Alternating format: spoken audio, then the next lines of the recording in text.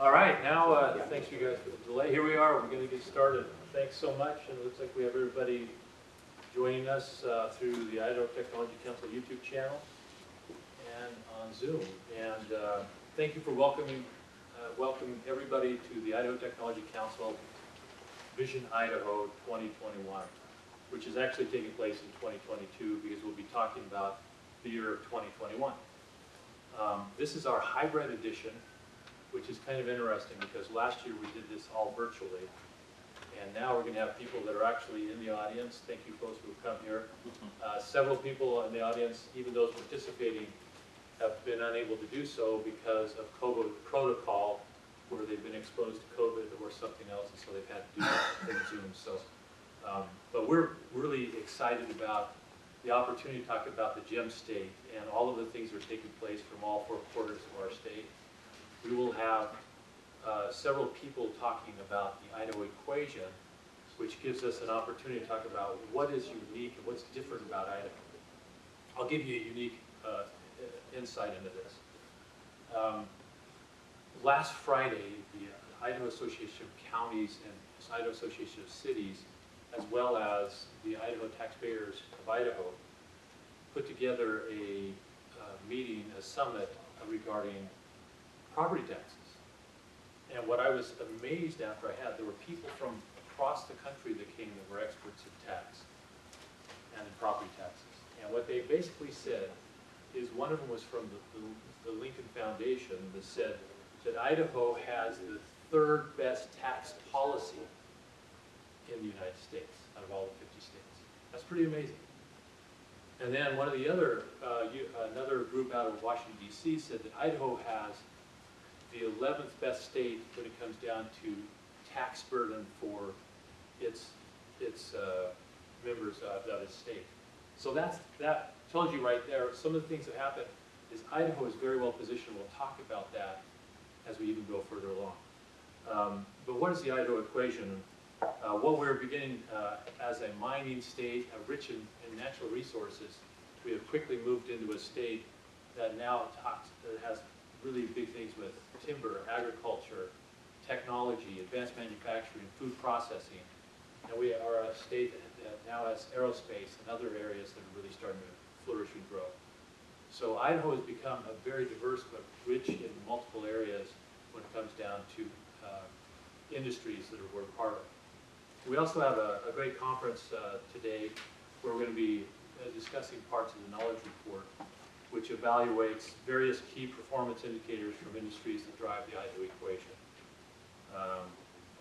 You'll hear from our 6 economic regions about their vision reports that they have. Our technology co-chairs, Derek Ellis and Kaz Lawler. Derek is the CEO of Vessel, and Kaz Lawler is the lead innovation technologist at Emerson. And we'll also be listening from companies throughout the state. So, but first, I'd like to introduce Steve Frisco. And Steve is joining us virtually. Is also a partner at Hawley Troxel, and also a member of the Board of Trustees with the Idaho Technology Council. He's going to talk a little bit to us right now and also make an introduction. Steve, welcome. Good morning. Thanks, Jay. Good morning, everybody. Sorry we're still doing this virtually, but hopefully next time we'll all be in person. Fingers crossed, right? Well, Jay, thanks for the intro. When Jay asked me to talk about the Idaho equation, I kind of had to pause and think, well, what does that mean? And I kind of came to the conclusion that, it probably means something different to everybody, but I think there's some common themes. And for me, one of the things is, and I think this is, we've heard this numerous times, is the quality of life here. And it almost goes without saying at this point, but I'm looking out my office window here, looking at snow-covered Bogus and other foothills and mountains, and remembering when I first moved to Idaho a while ago, let's just say, from New England, and moved to Sun Valley, and it was the mountains up there and the mountains in Idaho that really captivated me. And the winters brought me there, but every other season kept me there. It's sort of a bastardized saying from Sun Valley: "The mountains bring you, the summers keep you," but it's really true. So I think that the quality of life is really important. And the other thing that I remember looking back when I moved out here, and I think this is still true to some extent today, I grew up in Maine, and I remember looking at a map with my dad before I made the trek west. And, you know, we concluded that Idaho has about twice the land area of the state of Maine, and at that time, the same number of people. So I thought that was a pretty good ratio. You know, twice the land, same amount of people, so twice the space, I guess. You know, we're seeing obviously that's changed, especially down here in the Treasure Valley, and I guess along the I-84 corridor. That's really changed, and certainly more people have moved here, and it's become more crowded. But you know, I still think we have a lot of the open space and a lot of the quality of life, all the quality of life things that brought all of us here and keep all of us here. And I think it's important to remember that, because I think it's important that we all do our part to maintain that quality of life and those things that brought us here. And I think that the other thing we have going for us, the other part of this equation, the Idaho equation, is we do have some really strong talent. And as Jane mentioned just a few minutes ago, I think Idaho has a history of talent and innovation. You know, I think back to the days of Boise Cascade starting out here, and you know, the history of that company. Micron started here. Simplot, obviously. You know, these are you know, Morrison Knudsen. These are legacy names in Idaho. But then, you know, you look forward to today, and that innovation's continued, and you have companies like Clearwater and Count and T-Sheets and companies like Tavuti who are starting here and really growing rapidly. And then, you know, I'm sure that there's dozens, maybe hundreds of other companies that none of us have ever heard of that are either, you know, getting started in someone's garage or basement. I guess it's basement these days. Or, you know, or a kernel of an idea in somebody's mind. So I think there's a lot of talent and a lot of history and current innovation going on here. So I think that ecosystem, even though that word might be overused, that ecosystem is here, and I think that there's a lot of, you know, a lot that draws people here to help feed that ecosystem. And I think that, you know, we're seeing, I saw an article the other day, and this isn't the first time, but about how companies from the coast, you know, particularly Silicon Valley, are starting to reach in here and hire talent in Idaho to work remotely for companies on the coast at Silicon Valley salaries. And that tells me that we have a good talent pool here, an attractive talent pool. And, you know, I'm sure that there's a cost advantage to doing that, but I also think that we've got those people here, and we should leverage that. And, you know, and Jay's talked about this over the last several years, that having that base of people here, you know, creates the ecosystem, and the ecosystem, if we feed it, will continue to grow and to develop. And that's really, you know, another piece of the Idaho equation is bringing people here and continuing to develop that ecosystem that will just continue to spin off new innovations and new companies. And, you know, and then, you know, the other thing we have all these other resources here. You know, the governor's just announced his education bill. We have the INL, that's a tremendous resource that spins off, you know, an incredible number of ideas and technologies. I think, you know, sometimes we forget, or I forget, just how much technology is coming out of the INL. So that's really my view of what the Idaho equation is, and I encourage us to keep leveraging what we have, to keep encouraging, you know, new people and new and more diverse people and ideas to come here and continue to strengthen and build and expand our ecosystem, and just continue to grow on what we already have. And now, Jay, I think we have Governor Little up to speak to us about the state of Idaho's economy. Hi, I'm Governor Brad Little. It's no secret Idaho's economy is booming, thanks in large part to Idaho businesses.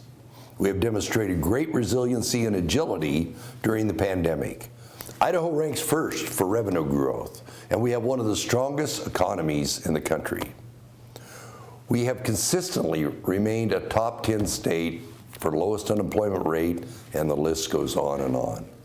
We're doing a lot of things right, governing with responsibility, maintaining a high quality of life, listening to businesses about what they need and don't need from government.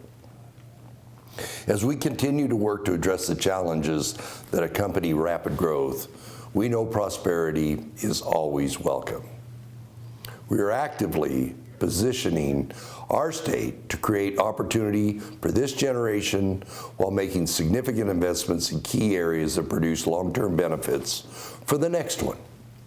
A diversified economy is a strong economy.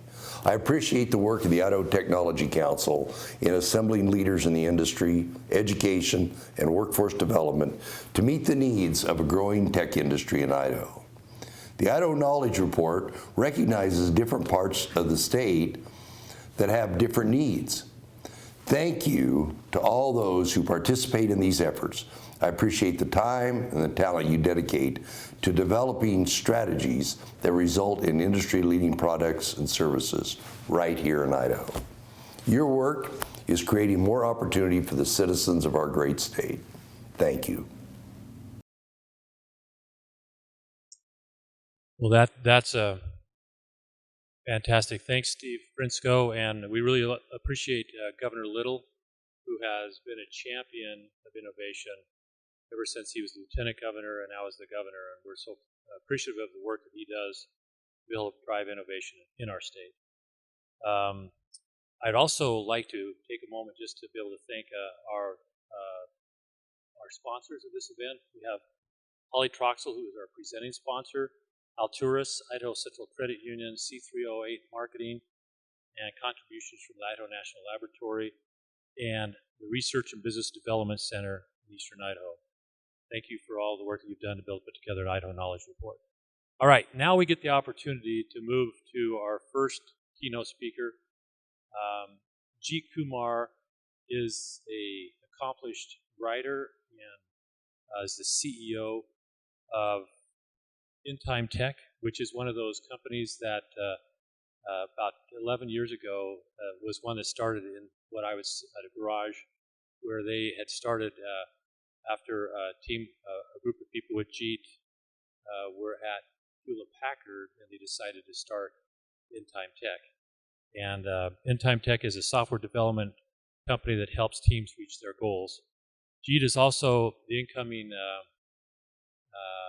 executive chair of the Idaho Technology Council, who will be replacing Paris Cole, who is the CEO of Truckstop.com. So it becomes a great honor. This where we'll be announcing that change in leadership with the Idaho Technology Council with Jeet.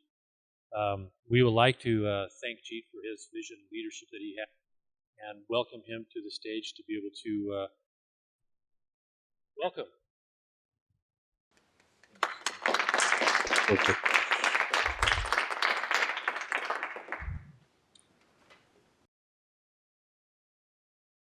Probably it'll work from here. Okay, good.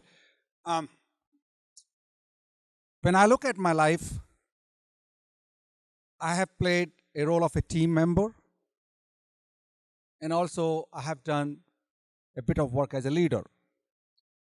And I'm sure the people who are in this room and also those who are have logged in and watching this one virtually probably have done the similar kind of, there must be a team member at some point of time and a leader, and they might be still be a team member and a leader, and perhaps doing both.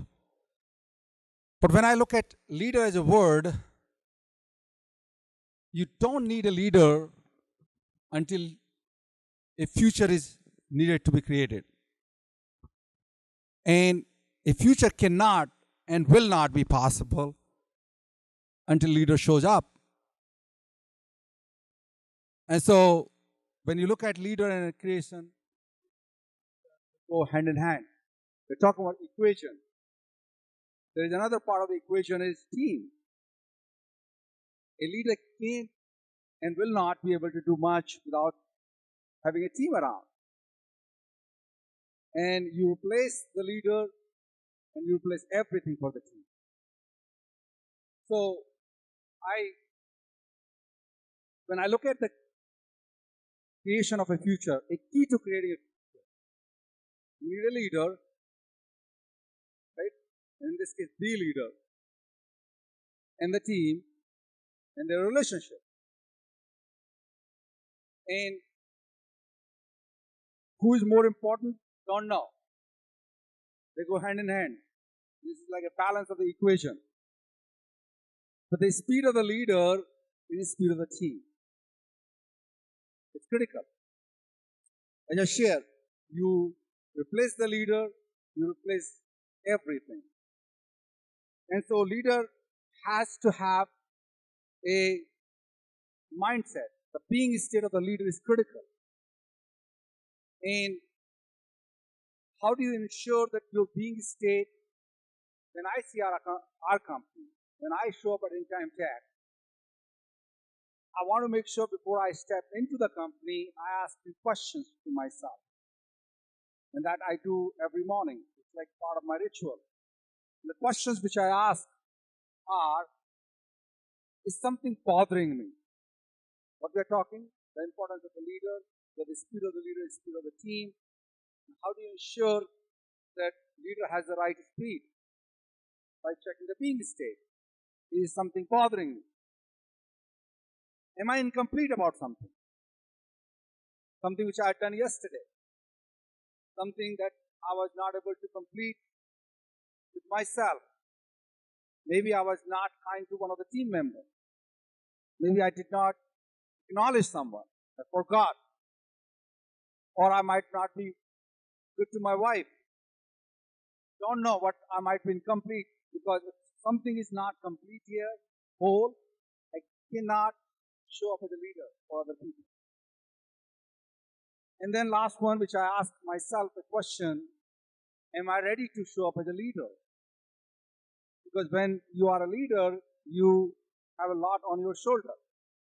And you better be ready to go. Like engines are ready to fire up. And you're ready to launch yourself. And that allows me to make sure that my being state is absolutely critical. In fact, I'm so much gotten by with these questions. I created a journal.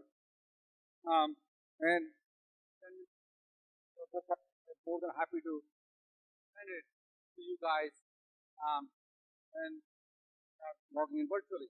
Because these questions for me to be grounded.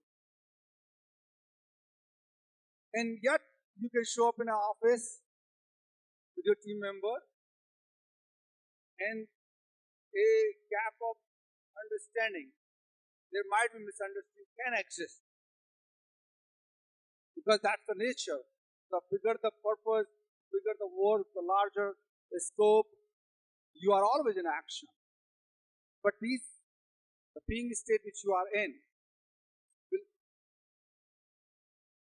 that you close the gap by not being irritated, or somebody asks you a question and you might not feel out. He's questioning my intent. That team member just asked you a question. Just answer that question. If I'm clear about what I'm up to creating, you will be able to make things happen as a leader for other people. Another thing which I see for myself, and this, by the way, I'm not teaching, I'm not preaching, I'm sharing what I practice every day. And that's who I am and that's what I stand for. I believe that if you are peaceful inside, if you are loving, if you are joyful, you can radiate that around. And anyone who comes in there can feel that peace, joy, and love.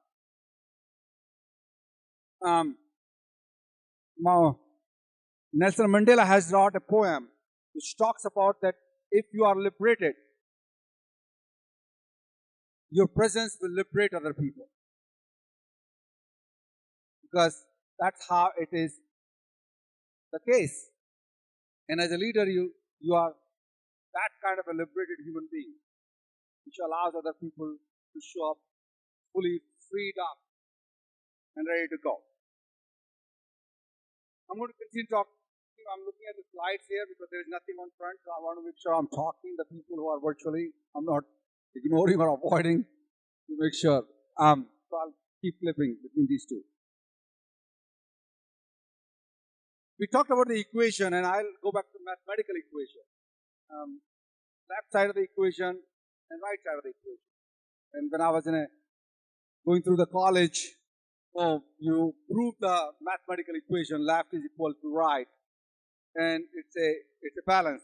So if you are a leader, which I talked about, you peaceful, joyful, loving, and if you are a team or a team member, I look at it, you must be compassionate and graceful and kind towards your leader.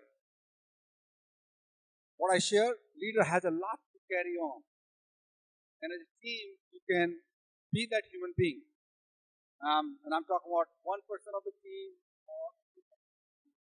But if you can show up that way for your leader, it allows to have an open, caring communication. Because leadership is a two-way street. It has to be balanced for the equation. In my world, leadership is to creating that future and possibility. In the start, I talked about if you don't need a future, if a creation of the future is not required, you don't need a leader. If you are sitting in your drawing room and watching a TV, you don't need a leader. You just enjoy your life. But the moment you say, "Oh, I'm going to create next generation technology," or take this great state of Idaho to the next level, for example, or any organization, you better be a leader. And how do you create? By having a creation in your mind and having a clear vision of Vision Idaho. We're talking, Jay, right? What is Vision Idaho? It's just like creating a future where talent and capital and then education and ecosystem can be created. That's the vision. In order to make that happen, a leader like you, Jay, and other folks in this room are required. So the key for leadership is creating that possibility, and that can only happen by broadcasting a vision. And what kind of vision? And I'll put it, all of them here. A vision which is clear, shared, very inspiring vision. You can measure and must be achievable. And you do that by making sure once you achieve that, you go to the next one. It's like I call it a mountain with no top. We achieve 20% growth. Great, let's celebrate, let's go to 20% or 40%. It's never-ending process. And that's the job of a leader also. You have that stamina. You must have the stamina to continue go from peak to peak. Once you achieve, you celebrate, you go to the next one. That brings us what kind of characteristics of a leader should be available for the team member. We talked about a visionary. A leader has to be visionary. The second point which I talked about, problem solver. If you ever want to measure the size of a leader, look at the size of problem they solve. Bigger the problem they solve, bigger the leader they are. Use just simple measurement, I'm telling you. You can measure. And they must lead by an example. Lead by example is the key. In our company, in Time Tech, I would never ask anyone to do anything until I'm willing to do it first. I need to show up. asking team members to work, let's say, 8 hours a day, I would better do 10 hours a day first. If I'm asking them to do 10, I should be better do 12 hours a day. And you have to lead by an example. Lead by example is a key for a leader. What are the leader's commitments? When they look at the team members, they should continue to take that feedback. In fact, I call it a feed forward. Feedback is all about past. You cannot change the past, but you can learn something out of it. Past teaches you. So I mostly, in our company, we use the word feed forward, which allow you to get to what I can do better next time. Definitely do the past, that's what it is. So the question which asks, what do I start doing? What do I stop doing? That allow us to continue to create the future that we are committed to create. And that required leaders to be having a lot of generosity. Humility is another characteristic of a leader. You need to be open. You need to be loving and caring, but you need to let go that ego. I share about in the start, when you are peaceful, joyful, loving, caring, kind, the identity and the ego don't show up. And so asking those questions, because the vision that you need to achieve is key. Okay, so let's talk about a quick one about what teams must do. Teams should be committed toward the future that your leader and you both agreed upon. You can't be wishy-washy. You cannot, I'm trying to do, and then you just turn around and do something else. A team member is compassionate among the team members and towards the leader. And the last, but certainly not least, is the collaboration, the collaborative approach to the size of the vision, the size of the creation required that collaboration. So that's why I look at our team members. When I ask, are you committed toward the future? Are you going to be compassionate? Are you going to work together? This simple question which I ask team members as a leader is that are you going to that person that I can count on you? That will you tell me when something is not going right? Will you communicate with me? Will you take responsibility for the work that is in your plate, that you have taken on, that you have agreed upon to create? And can I count on you? The accountability of the work and the creation is key. Okay, so just like what I do in the morning, I ask those few questions. In the morning when I get up and grab a cup of coffee, when the day is over, I have 30 minutes commute and ask few reflection questions. I say the prayer is the key to creation. The reflection is key to growth. And the similar question which I ask every evening: how could I have shown up differently today? Let's say this meeting is here. When I'll go, I will surely ask, could I have done differently something? Right? Every day, asking that question allows me to be grounded. Another one question I ask: did I miss something? And then suddenly, how can I do better? How can I be better as a person, as a leader, as a contributor? How can I be better? And then whatever it comes out of that reflection, take one action. I at times send message to folks the moment I reach home. There are many examples.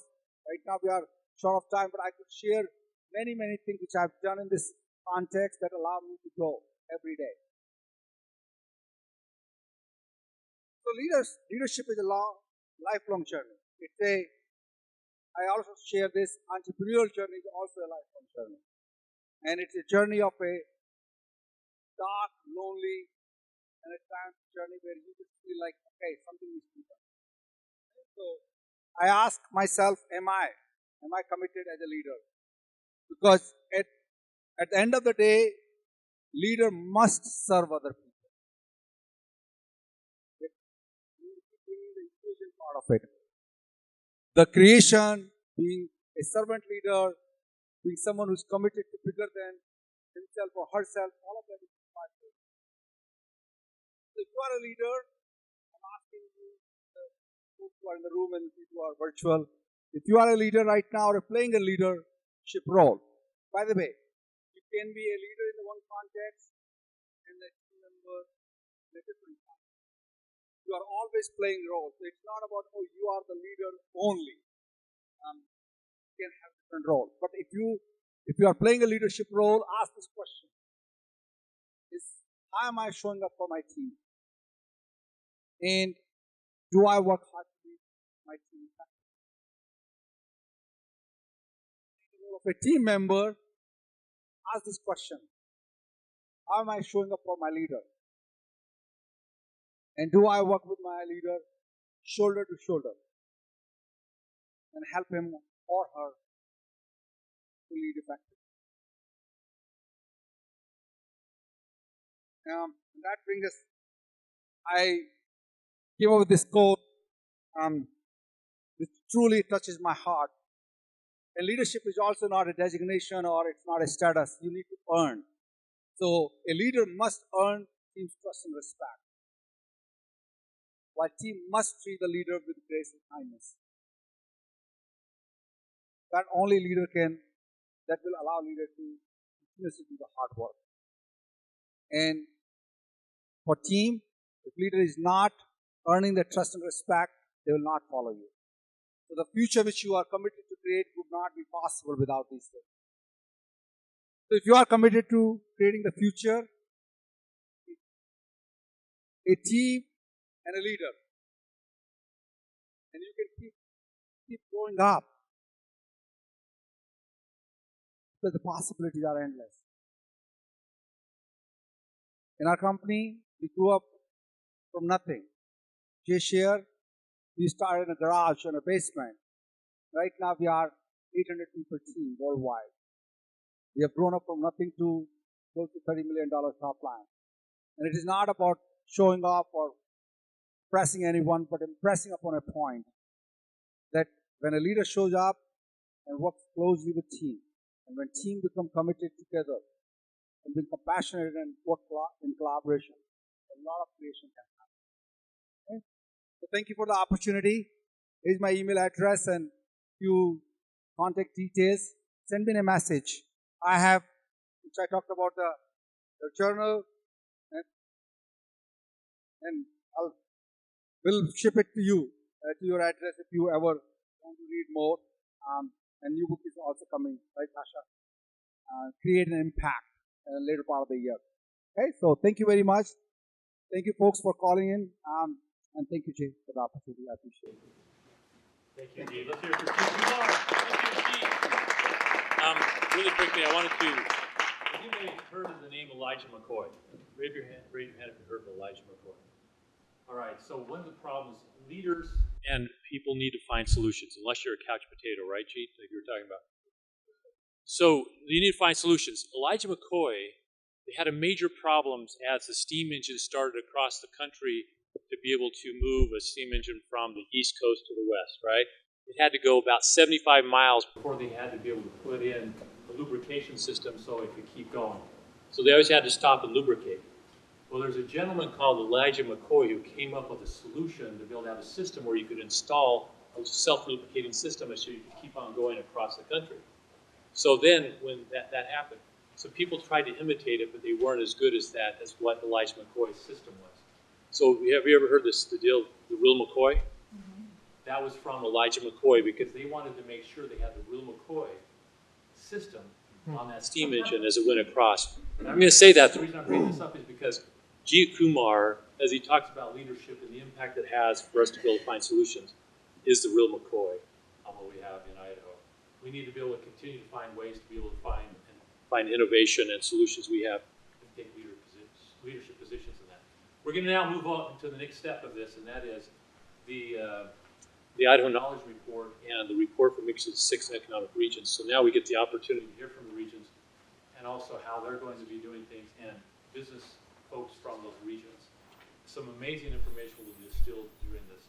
But before we do that, we have our 2 co-chairs from the Idaho Technology Council Tech to Market Committee. We have Derek Ellis. Come on over, Derek.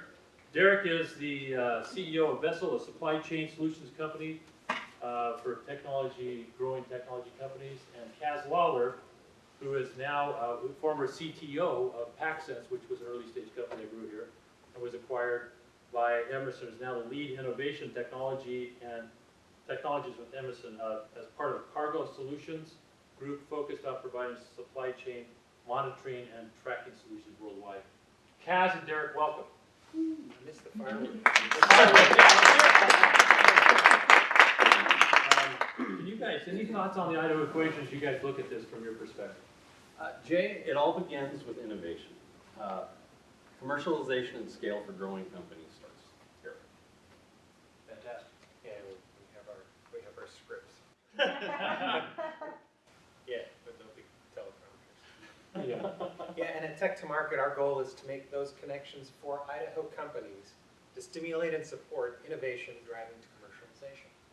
Which is awesome. So innovation and technology and the development therein. So it's the key of what differentiates any economic region is how you focus on innovation and technology. So if we can do that, maybe we can start going down the list and introducing our regions. That's a great idea. Speaking of leadership. Yeah, I like it. So Well, we are now going to talk to each of the economic regions in Idaho, beginning with Region 1 and Ginny Gillian. Ginny? Ginny is president at Jobs Plus, the Coeur d'Alene Area Economic Development Corporation, where she works to create vital communities in the region.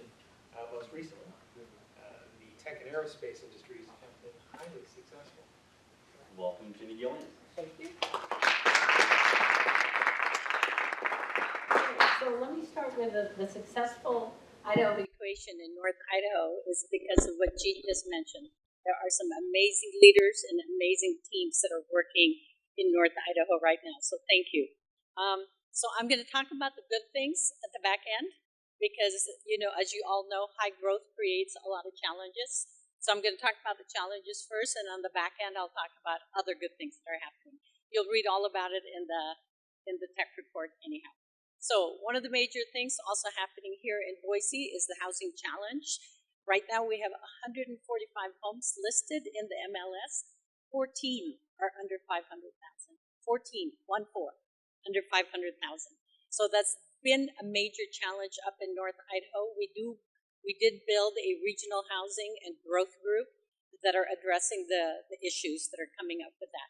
Our Idaho organization just commissioned a study with the University of Idaho to address the numbers, the straight numbers on the and availability of housing.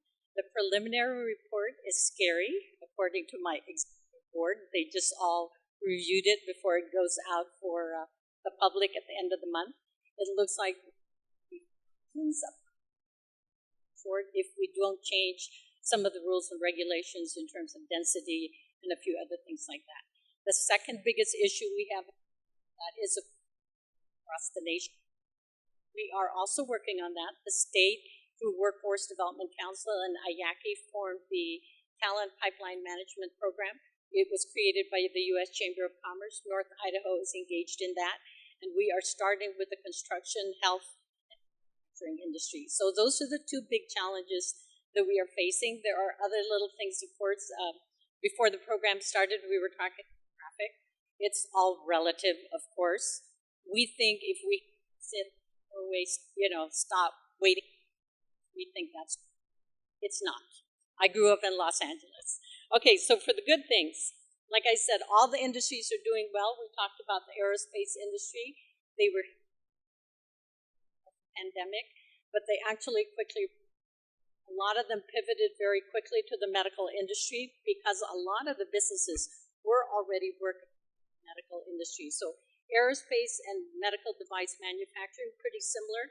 They both standards. They both have very diligent, very thorough testing procedures. So a lot of the companies already engaged in medical manufacturing found that their supply chains were broken, of course, because of the pandemic. So because they had networked together for the last 5 to 6 years on aerospace through our I-90 aerospace conference, they knew each other. So they connected locally, so it really helped galvanize the aerospace industry even more, actually helped really localize the industry even more. And then one of the things that's really key for that successful is because we worked together with Washington, and so we were a larger region, we were able to some of the large OEMs, including Boeing, Bombardier, to do some B2B businesses with our small businesses. So on to the good news. Like I said, all the industries are doing well, like slow, all sorts of things like that. Housing market is strong. That one. So even some of the industries that were hit hard are actually doing a lot better now. Here, our tourism and service industry did well, in part because we had a lot. We had the Washington residents visiting us on the other side. The other businesses, like I said, I-90, the aerospace manufacturing in general is also doing well. Professional services, and you heard Jay, Steve, right? Reason that businesses keep coming over, and the businesses are coming over from the coastal areas. The situation in North Idaho is terrific, and that really is thank you to the leadership and the teams that are available and working together in North Idaho. Okay, and then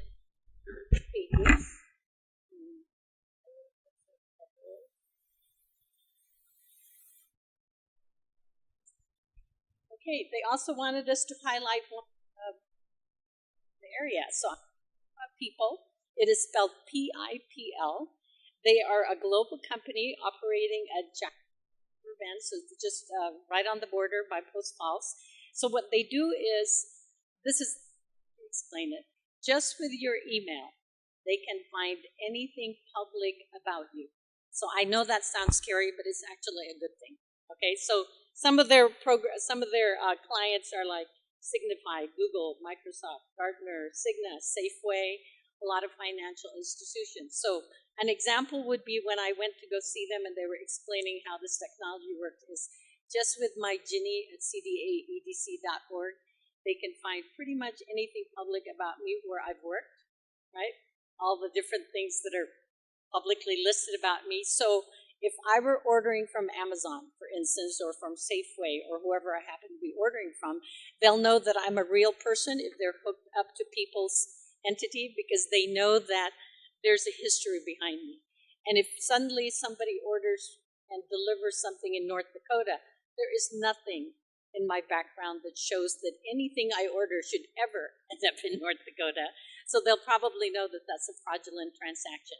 By the same token, if you're a bank and you're getting ready to loan something out, I will have a history. So I actually am an actual real person that you should be able to loan to, as opposed to someone that was just created, let's say, a week ago, who wouldn't have all the history that they can find with me.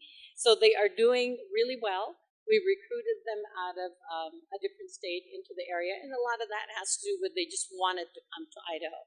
One of the things we do is we do try to find the companies that want to be here, that operate well here. The incentives we have, we use that as a last effort. And only when we're in the toss-up between another location and us.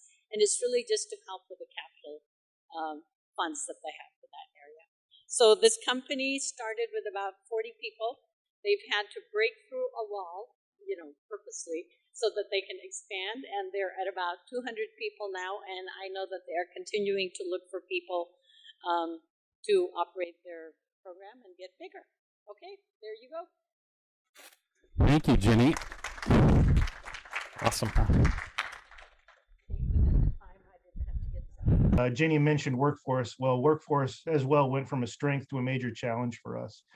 Made even more complicated by our cross-border situation with the state of Washington has taken a very different approach to many of the issues around the pandemic.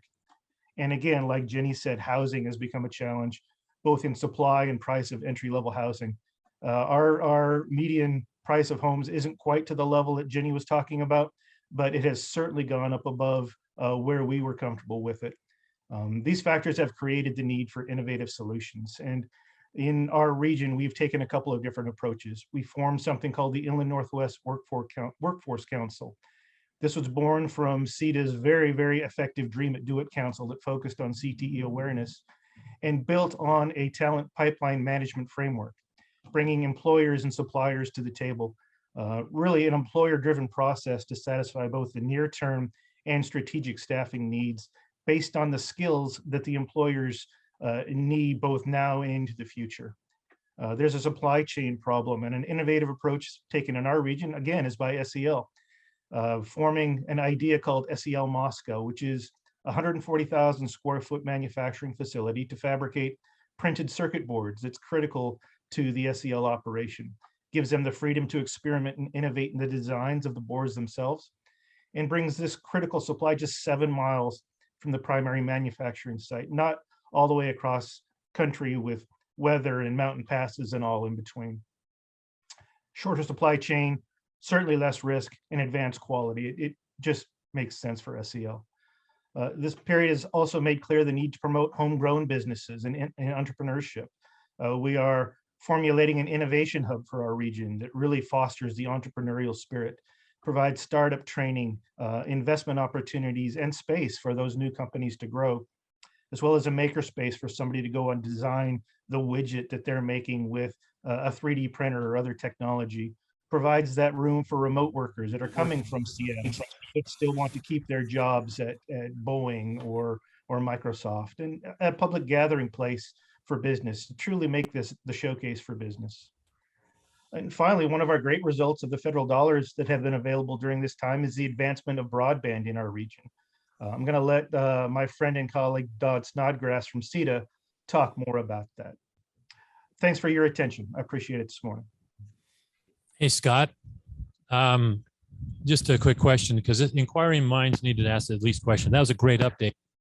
What's that that picture behind you? It looks like it's a lighthouse. Tell us about that really quick. It is a lighthouse. I'm big on lighthouses. I was a navigator in my first life in the Navy, and lighthouses represent something special for me. And so my daughter, who just graduated from U of I, go Vandals, drew me that lighthouse. It's just a way to say, thanks for kind of being my biggest fan during her time. So pretty special. I love it. Okay. Derek, did you know that Scott himself was an employee at Clearwater Paper in Lewiston and has been working with the Port of Lewiston, a major economic driver for that region?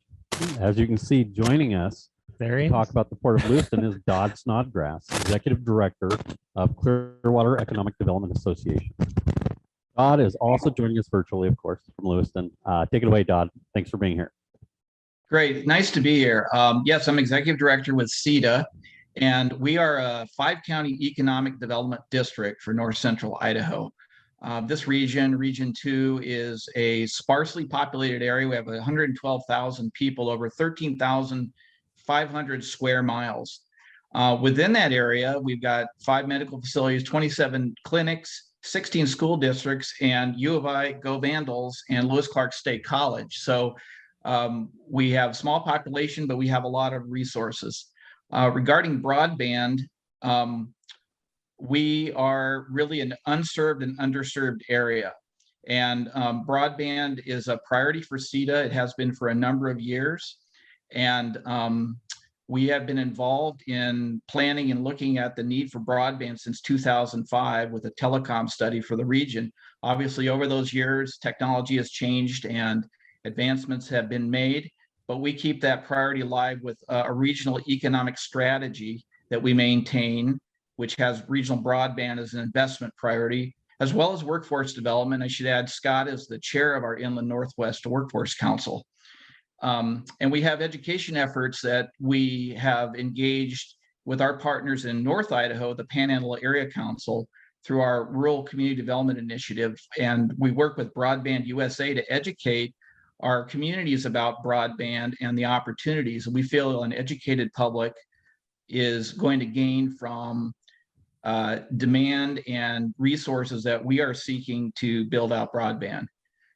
So the challenges for our area in terms of broadband, it's not much different than other areas of the country. We're sparse, we have distance between communities and the inability to remote work.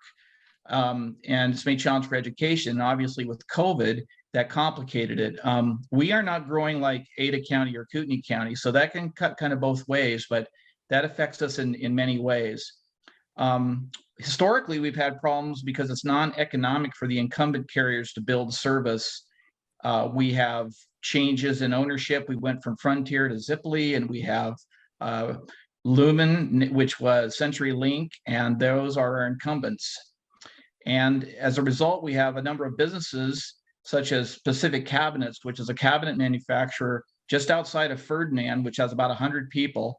And they've been limited. They can't even send CAD drawings back and forth. And we've helped them with a solution, with a wireless solution, but it's not perfect. We have a lot of problems with interrupted service, and we don't have a redundant network, which is essential. And in that regard to that, we have next generation 911, which we can't meet. If those standards go into place for emergency services, we cannot meet them. And also, historically, funding programs have not been adequate for our needs based on availability of qualification. That's been changing as of late. How about our assets for the region for broadband? Well, we have a group called the District Interoperability Governance Board, and this is in regards to the enhanced 911 issue. We have the group of our 5 counties, emergency managers, sheriffs. They've been leading the charge to promote the idea of a dark fiber network, what we needed in our region, and we needed to be connected outside of our region into the bigger world. The other major asset we have is the Port of Lewiston. The Port of Lewiston is the only port authority in the state of Idaho. Washington State, for example, has 75 port authorities. And if you know what's going on in Washington State, they've been very progressive about broadband programs and deployment, and the ports are doing that. Our port has stepped up as well. Since 2014, they've developed over 37 miles of optic cable in Nez Perce County, and they created an open access network for ISPs. They bring a public-private partnership model to the table, and we really stress that this is advantageous for competition and for private sectors and small and large ISPs. With the port building and managing a system, we see economic benefits. Our goal in the region is to create a reliant, resilient, and redundant open access fiber loop, and create what we call an information superhighway north and south. We can't serve the end user if you can't get there. So the foundation statewide has made a lot of progress last few years, as you probably are well aware. We have the Governor's Little Broadband Task Force report, which was complete, and it highlighted our region and our need for a redundant fiber loop. So we have that to hang our hat on with that report. That task force then led to the Broadband Advisory Board and the Broadband Grant Program. And their first initial funding program were the CARES Act dollars from the federal government. They deployed $47 million in 2 tranches. Our region secured 15% of those funds, and there were 90 projects funded statewide. And it's a good start. As a result, we have a lot of independent projects. They're serving end users around the state, and it's a good thing. Our local success story I want to point to, if you have the 2021 Idaho Commerce Annual Report, you'll read about Airbridge Broadband. This is a Grangeville-based fixed wireless broadband company. We secured $2 million for their use to deploy fixed wireless in Idaho and Lewis counties. Those counties combined have 21,000 people. So they're very small, very sparse. We exceeded the goals of our program in deploying that system. An area like Elk City, which is about the most remote community you can get to next to Red River in Idaho County, and a community of Pollock, which is on 95 along the Salmon River, have wireless service now. So what's the big enchilada? What's our big priority? It's middle mile backbone. So we want to create this redundant loop around our region. We want to build a section to connect that. So we have a full loop. The Port of Lewiston, secured EDA funding, and they're going to be building a fiber network from Moscow to Grangeville. We are completing and I mean Idaho County with our support, and a team is looking at a feasibility study from Grangeville to New Meadows. We are wanting to build a coalition and a partnership with the counties south of Idaho County. There's a group called the West Central Mountain Fiber Network. And we've been talking as of late, and we have a similar vision. And we really need this north-south corridor. And the opportunity is in the governor's budget. Thanks to his leadership, there's $225 million in his budget to deploy broadband throughout the state. And we believe middle mile, publicly owned fiber is the key. And in closing, I'm going to bring up Governor Cecil Andrus. In his first term, he had his version of a moonshot for Idaho, fix the goat trail, that's US 95. And he got the new Whitebird grade at the time, built in 1975. So we don't expect freeway service in our region. We're handicapped that way. That may not happen, but we need an information superhighway north and south. And that's our vision, and that's a lot of other people's vision. And it's the next generation to connect our far-flung state. Thank you very much, Todd. That was awesome. I know connectivity and it's a solution. And thanks for all you're doing up there and with the Port of Lewiston as well. So thanks. We are now going to be moving over into the Region 3, which is southwestern Idaho. This year, we're going to be focusing on Region 3, the Canyon County area. Joining us on stage is Steve Holtz, Director of Development Services at Canyon County.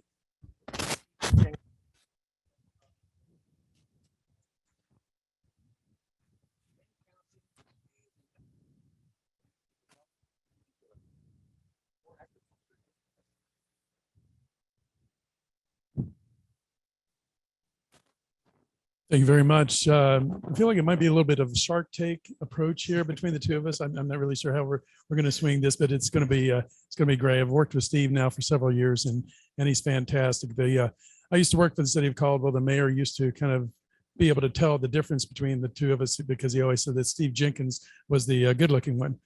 So if you have any trouble with that, that's the difference. So, and by the way, Steve trained me. So whatever I say today that is off base, just blame it on Steve. Yeah. So anyway, we're excited to be here actually. And Jay, thank you and your team at ITC for letting us come and participate on this. And for those of you maybe joining virtually, Jay told a story earlier about his dog or about a dog. And Jay, you know this one I've talked about in the past about the technology differences, or actually the similarities of technology between my cell phone and my dog. I don't know if you remember that, Jay, or not. There is a similarity there that they both have caller ID. So so it ties in with Jay's dog, and we'll continue to go that route with it. So one of the things we're looking at Caldwell and Canyon County as Region 3 is we're looking at a comprehensive plan. As you might be aware, we've seen substantial growth in this area, some really tough challenges as we look, and very much what Jenny had shared on the housing end and on the labor force issue. So we'll be talking about that through part of our process here. So at this point, I might let Steve kind of touch on a couple of things as we move forward.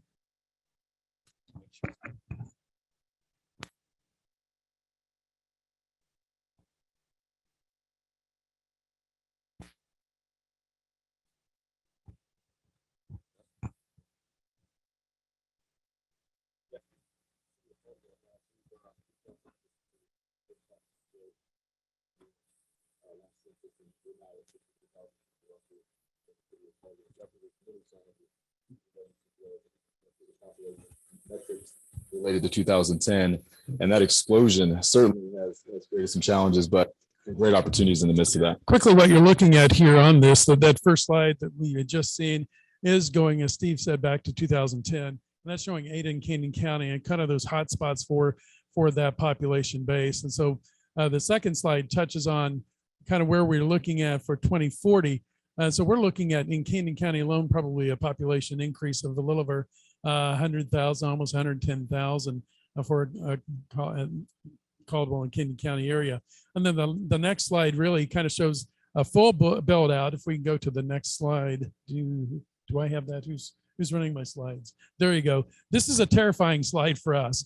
That shows full build out, or whatever year that is, showing Canyon County alone at 1.2 million people, the whole metro area, and of course this actually came from Compass, the whole metro area, well over 3 million people.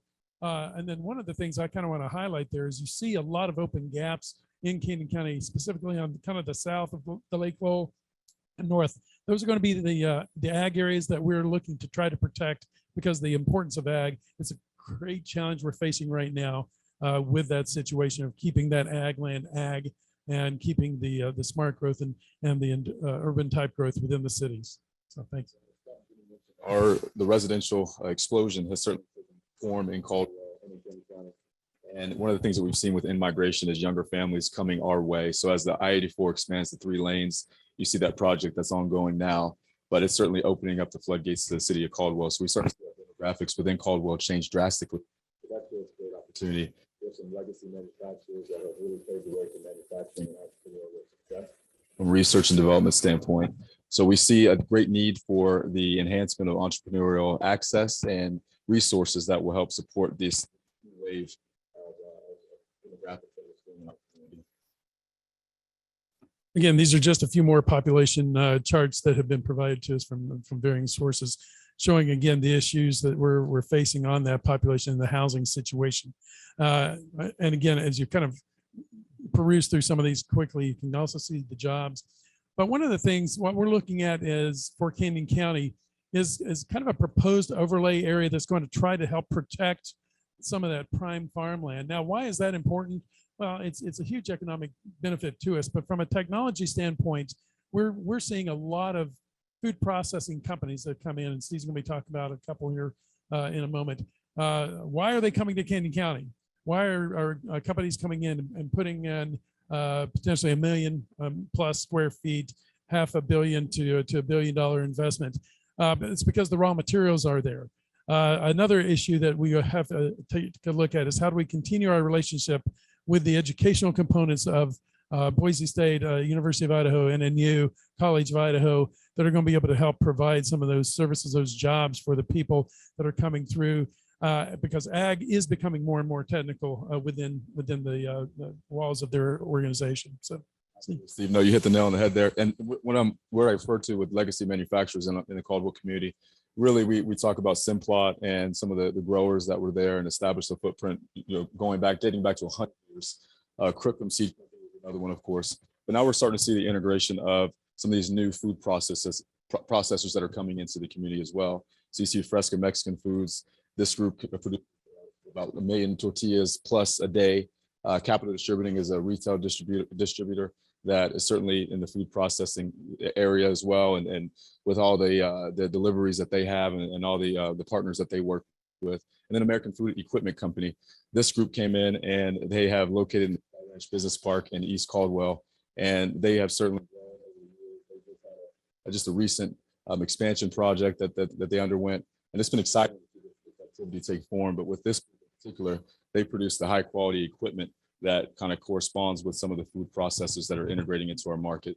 And then lastly, Price Pump. You see the touch upon the pumping that goes into the different sectors within in agriculture, industrial, medical, chemical, et cetera. But everybody in this slide here has their fingerprint in agriculture and manufacturing as well.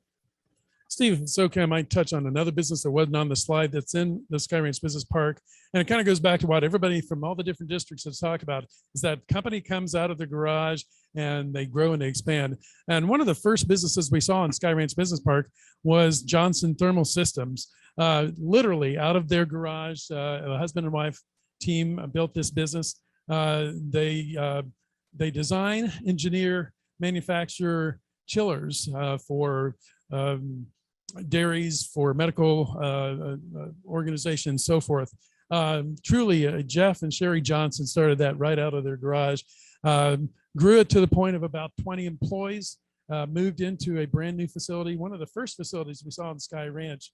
And so today they're probably well over 200 employees at this point. Sherry Johnson, if you're familiar with manufacturing at all in the state of Idaho, a number of us kind of pulled together and developed what was then called the Southwest Idaho Manufacturers Alliance. If you know technology, and I believe the folks here do. You also know that manufacture is a huge producer of technology, probably second to the U.S. government in that. So through that, they have grown that organization to now where it is the Idaho Manufacturers Alliance. So it's looking statewide, and I think, you know, Jenny, they're probably up in your areas and working diligently with you folks, and so we're very, very excited to see that type of technology happening and growing. Again, that while they do some areas with the dairies back to Johnson Thermal, they do a lot of other things. So a lot of times these companies come in and they may seem very focused on one area, but as you dig deeper into them, they're much broader than that, and the technology is going to be kind of across the board for these companies. Absolutely. And this final slide here is just referring to some of the demographics in our area. The information that you see up top is specific to Caldwell, but you see manufacturing as our top gross regional product there. And then you go down to the bottom and you see manufacturing in terms of wages and where things are at. Average wage is right around the $60,000 mark in the Canyon County region, which is terrific for us. And then some of these other the bullet notes there are tied to Idaho Manufacturing Alliance, which Steve referred to, but they had produced a report that kind of give us a summary of all the activity related to manufacturing in the state. So you can see that manufacturing obviously is a component of our economic likewise.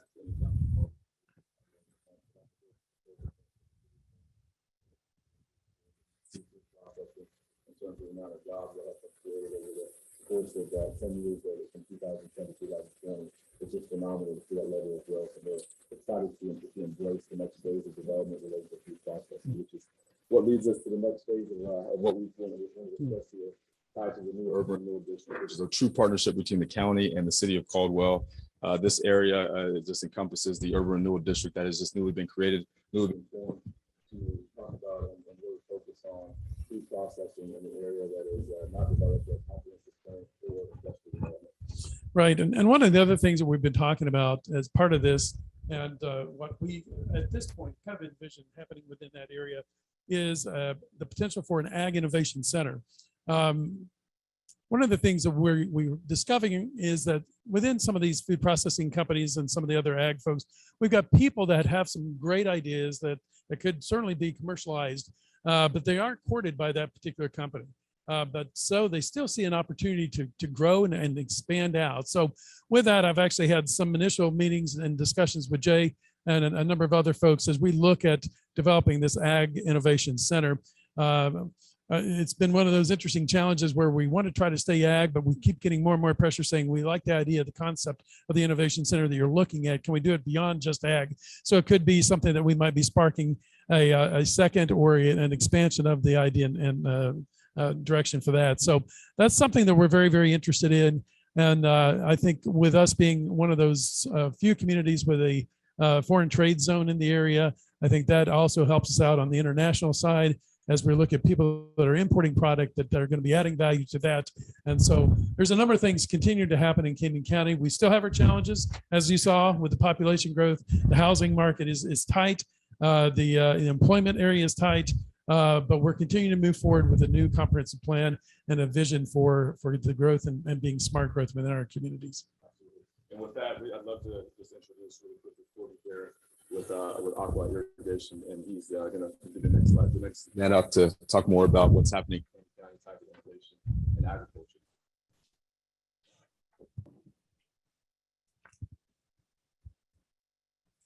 Thank you, Steve. Yeah, agriculture is such a foundational piece of the Idaho economy, and innovation thrives in this industry segment. And as Stephen had said, we're going to be joined by Corby Garrett, CEO and irrigation designer at Aqua Irrigation. Welcome, Corby, and thanks for joining us. Good morning. I hope you can all hear me. I'm out here at my home. Wasn't feeling too hot to make it in today. Anyways, my name is Corby Garrett. I'm an Idaho native and a U of I graduate as well, so go Vandals. I'm co-owner of Aqua Irrigation Technologies in Parma. We're out here in the ag community in Canyon County. I wanted to thank Idaho Tech Council and the city of Caldwell for reaching out for reaching out to us, inviting us to the conference here. My company provides drip irrigation solutions for agricultural producers in the Treasure Valley. We represent over 40 manufacturers of drip irrigation related products. Today I was asked to speak on the value of technology within our business and within agriculture in Idaho. Drip irrigation is the practice of applying small amounts of water directly to the root zone of a crop. Drip emitters are small devices that operate on low pressure, and they supply a consistent amount of water to the crop.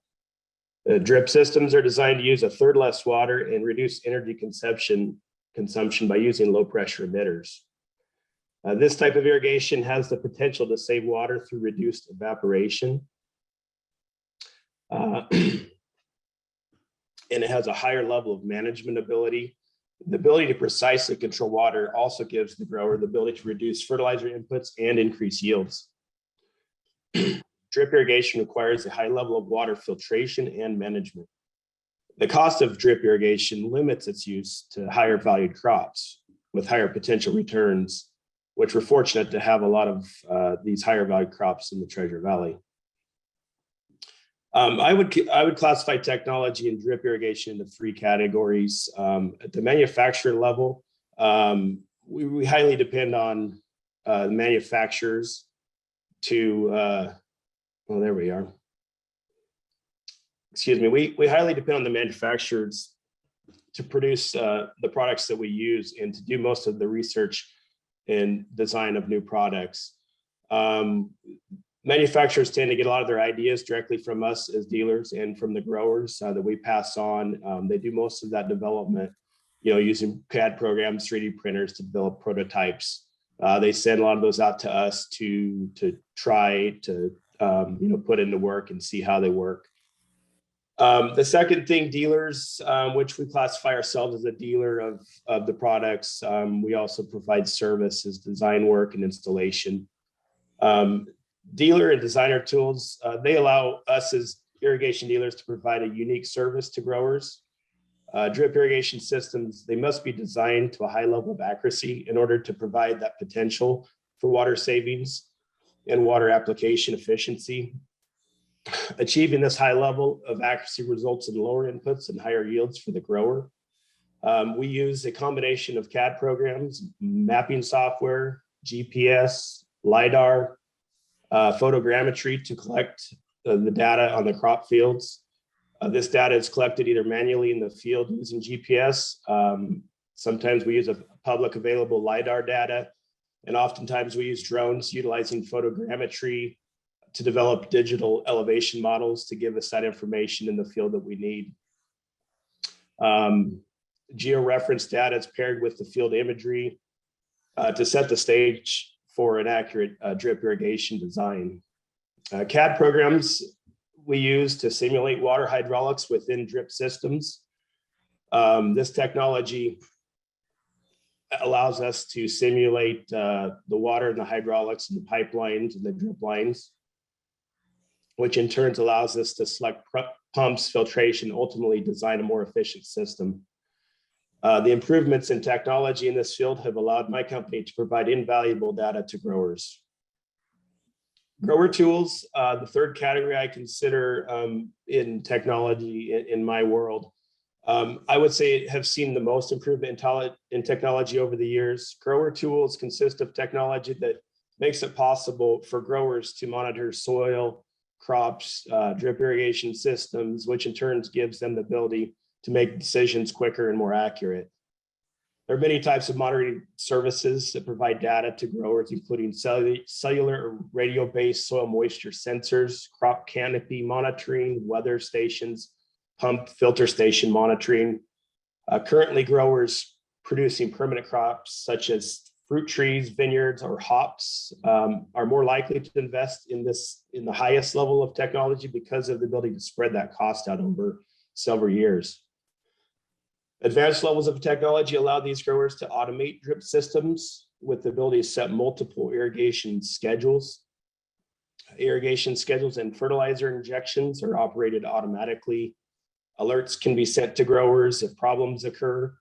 Valuable data is collected, such as system pressures, flow, soil moisture, air temperature, humidity, and other data ultimately used to help the grower make decisions and produce the best crop possible. This data is also used to document for food safety, traceability from consumer to grower. Drones and unmanned aircraft systems offer a unique ability to quickly fly crop fields and collect a variety of useful data using different types of cameras. Multispectral cameras collect infrared data that help growers survey soil health, crop nutrient deficiencies, pests, disease, or weed infestations. And as I mentioned earlier, we often use drones with photogrammetry to collect field elevation data and for surveying new systems for leak detection or problems with germination. That's just a quick rundown of the type of things that we do out in our area. The future of drip irrigation and agriculture is highly dependent on technology to continue to feed a growing population and to protect our resources. Technology allows us to have more efficient production, save water, produce safe food, reduce runoff pollutants, and improve our water quality in our waterways. I'm constantly looking for new technology within our industry to give my company the competitive edge, and so I can keep my growers competitive and profitable as well. That's all I have today. Thank you for the opportunity to present here. And feel free to reach out to us with any questions through our website at aquairr.com. Thank you. Thank you very much, Corby. It's amazing the amount of technology and innovation that takes place within aqua irrigation and within the agricultural space. So it's interesting because we were able to see the balance that needs to take place with the Idaho equation that was discussed from Canyon County, specifically on all the growth, manufacturing, agriculture, technology, all the companies that are growing there. So Canyon County, thank you for showing us and sharing with us the activity you've been taking place. We now will have the chance to be able to move to an opportunity to hear from the co-chair of the Idaho Knowledge Report, who is Will Jensen. Will Jensen is an economist and key player at the Research and Business Development Center in Eastern Idaho. Will be joining us where he'll be able to talk about what's really been taking place over the last 18 months with social, economic changes resulting from all the things that we've all experienced. And he's going to talk about some of the findings of the Idaho Knowledge Report. Will be joining us, I think, from Eastern Idaho. Is he up right now? I'm here, Jay. Well, hey, where are you? Are you in Rigby? Where are you right now, Will? Yeah, I'm in my basement in Rigby. Hunkered down, coming to our basement in Rigby, Idaho. Will Jensen, take it away, Will. All right, thanks, Jay. Yeah, so it was a pleasure to be able to work on this knowledge report this year, and we have some great information in that report. You know, all of the different regions around the state contributed in writing, and then there were regional groups meeting on a frequent basis, talking about their regions to put together information for the knowledge report this year. And I had the pleasure of kind of working through a lot of the data that goes in the back end of the report. And so I was going to cover a few of the things that we found as we were looking through this data. So I'm going to share my screen, and hopefully this works okay for everyone. And let me know if it doesn't show up right and I can fix things. But let me share this real quick and we'll get started. Okay.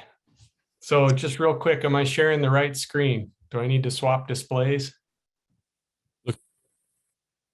Looks good, Will. All right, good. Okay, so let me take you through a few of the highlights from the report.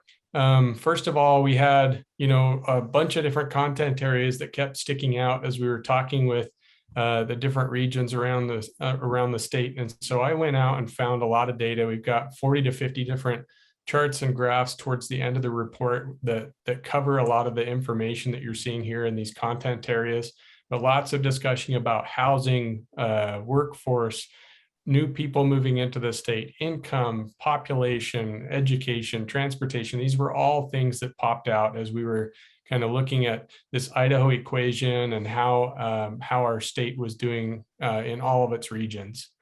So a few things that I wanted to highlight today was population growth. So there was significant population growth in Idaho, as we all know.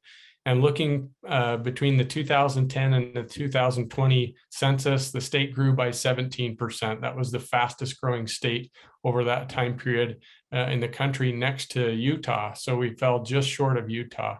But we're now over 1.8 million in population. Some of the counties in the state grew significantly over that time period. As you can see, the counties on the far left side of the screen here are some of the biggest counties in the state, which is amazing to see this kind of growth occurring in some of our largest counties. But Madison County led the state in population growth. It increased in population by 41%. That's significant. And Ada County grew by 26%. So, just to give you some comparisons. Now, on the far right side of the graph, you can see that some of the smallest counties in the state continue to struggle to gain population. This is a concerning trend. It's hard on economies when you have these small economies and population continues to decrease. But hopefully, the world is, as we know, with the population growth that we've been experiencing over the last couple of years, the world is becoming flat. And the more effort we put into building broadband capabilities around the state, which has been discussed a couple of times already, the more likely it is that we see people coming to those rural areas for that unique standard of living that's provided in those areas, and could create some opportunities for economic growth as well. So the next slide I've got here, looking at unemployment rates, we have really, really low unemployment rates in the state of Idaho. I think they just recently brought out some December rates, but here we're looking at November, 2.6% unemployment in the state, which is well below full employment. And you can see almost all of the counties in Idaho fall below the national average of 4.2%. And in some cases, we're down below 2%, right? We're, in Madison and Teton counties, and Franklin, some of these others, they're falling below 2% unemployment, which is incredible. In fact, almost half of the counties here in Idaho are falling below 2%. So just really astounding unemployment rates. Now, with that, we've tried to find information to shed some light on where all of the people are coming from that are moving to Idaho. This is driver's license migration data from the Idaho Transportation Department. So you can see between 2019 and 2020, the move-ins, or a number of people at least surrendering their old driver's license for their new Idaho driver's license. In 2020, 32% of those surrenders were coming from California and 16% from Washington. So nearly 50% of our move-ins coming from those two states alone. And the speed at which they're coming in has just increased.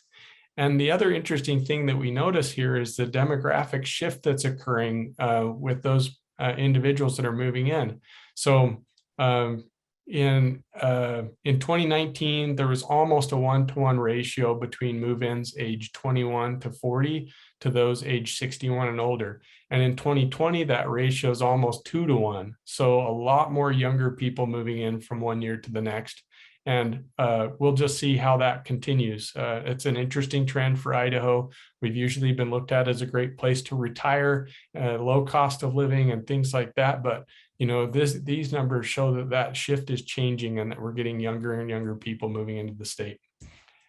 First of all, I'm sure some of you have been watching the new Spider-Man movie, but we were trying to figure out, where are these people working? Some of them are working from home, and trying to find information to shed light on that was really tricky. We looked at the Idaho Department of Labor. We looked at the State Tax Commission. I'm sure the IRS has some kind of information out there, but it's really difficult to find good information on this. But luckily, the Transportation Department, U.S. Department of Transportation, has some commuting statistics that they collect. And also through a new survey that's being conducted through the Census Bureau, we get our first look at some of the trends associated with telework. And so this is the percent of population 18 and over living in households where at least one adult teleworked. So that's kind of a long introduction to this slide, but this is data from March of 2021.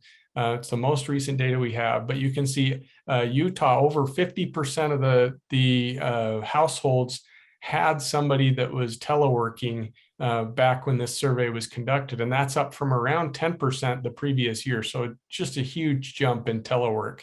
Utah was actually the highest. They had the highest rates in this category.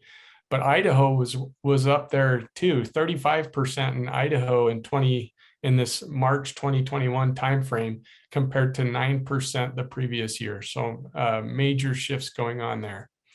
And the income levels of those individuals that are teleworking is pretty interesting as well.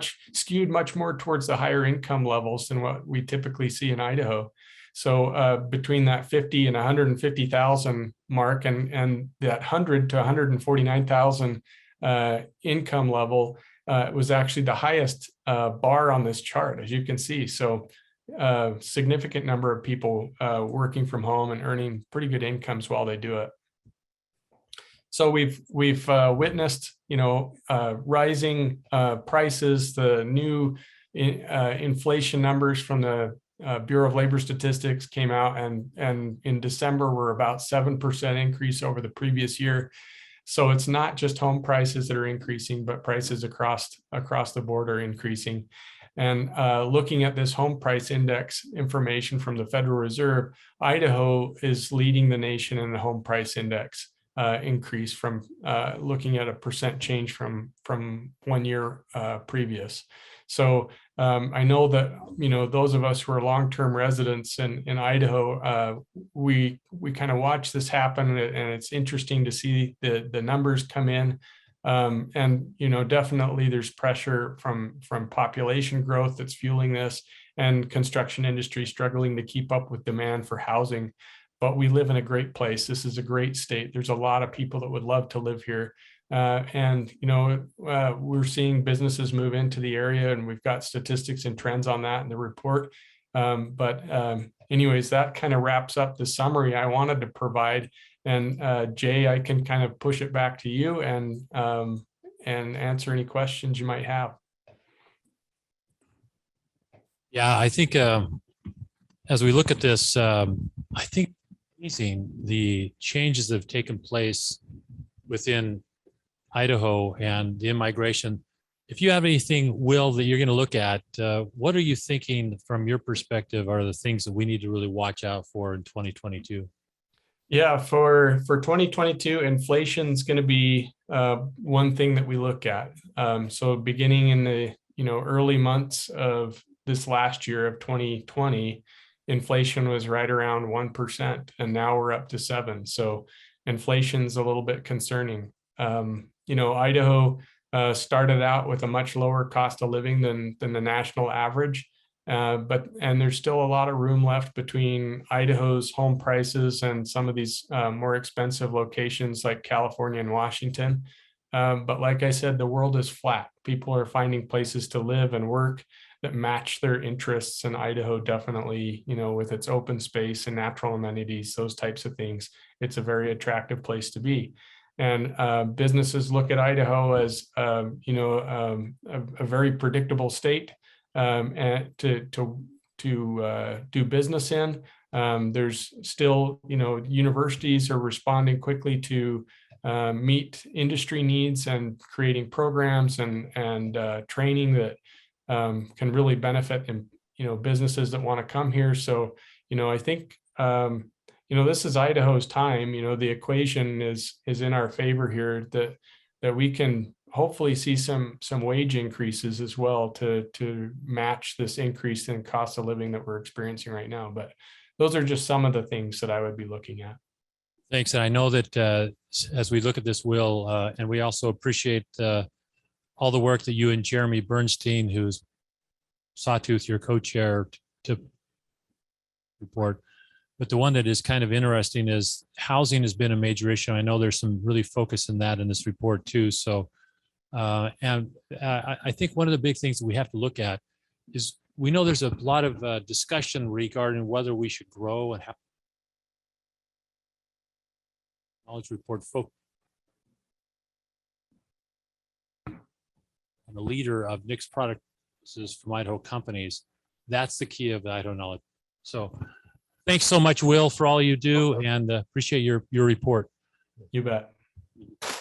And he's right. It is beautiful here. We just had we're overlooking the river right here, and there was a great blue heron that just got down to the river. What a great place. Fantastic place. Okay, so we're going to keep going. Yeah. Right? Shall we continue to our tour of Idaho? Yes. Head off to the next region. Let's look at South Central Idaho, Region 4. Todd Schwarz is the provost at College of Southern Idaho and grew up in the region. He has been the executive director of CTE for Idaho and been a driver of building talented workforce in the state. And Todd is Region 4 has done a wonderful job on the supply chain around food production and many other things. Todd's been a major leader in that. Todd, welcome. Awesome.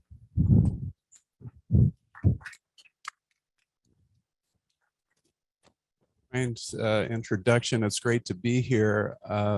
Going forth, I don't know what Region 5 and 6 are going to talk about because the problems are pretty similar no matter where you are. So I'm not going to spend a lot of time talking about regional challenges. I think they're pretty much the same.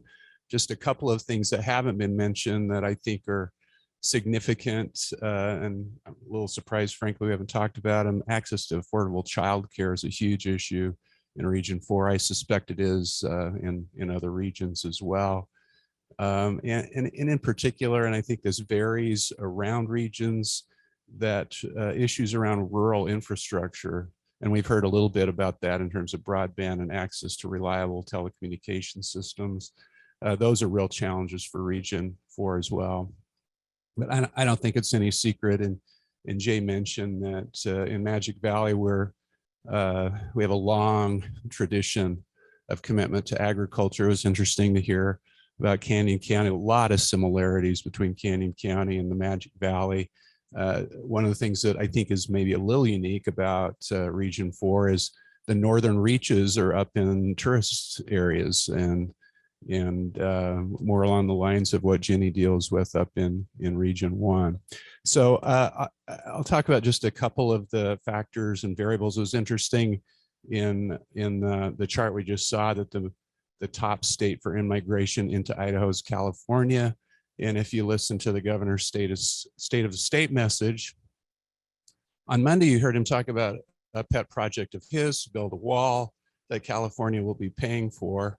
I don't know much about that. I don't know if he was serious or not. I suspect maybe he was kidding, but we can all look forward to that. One of the things that we run into in Twin Falls, I'm told by some of our developers, are maybe a bit of a lack of foresight with regard to zoning.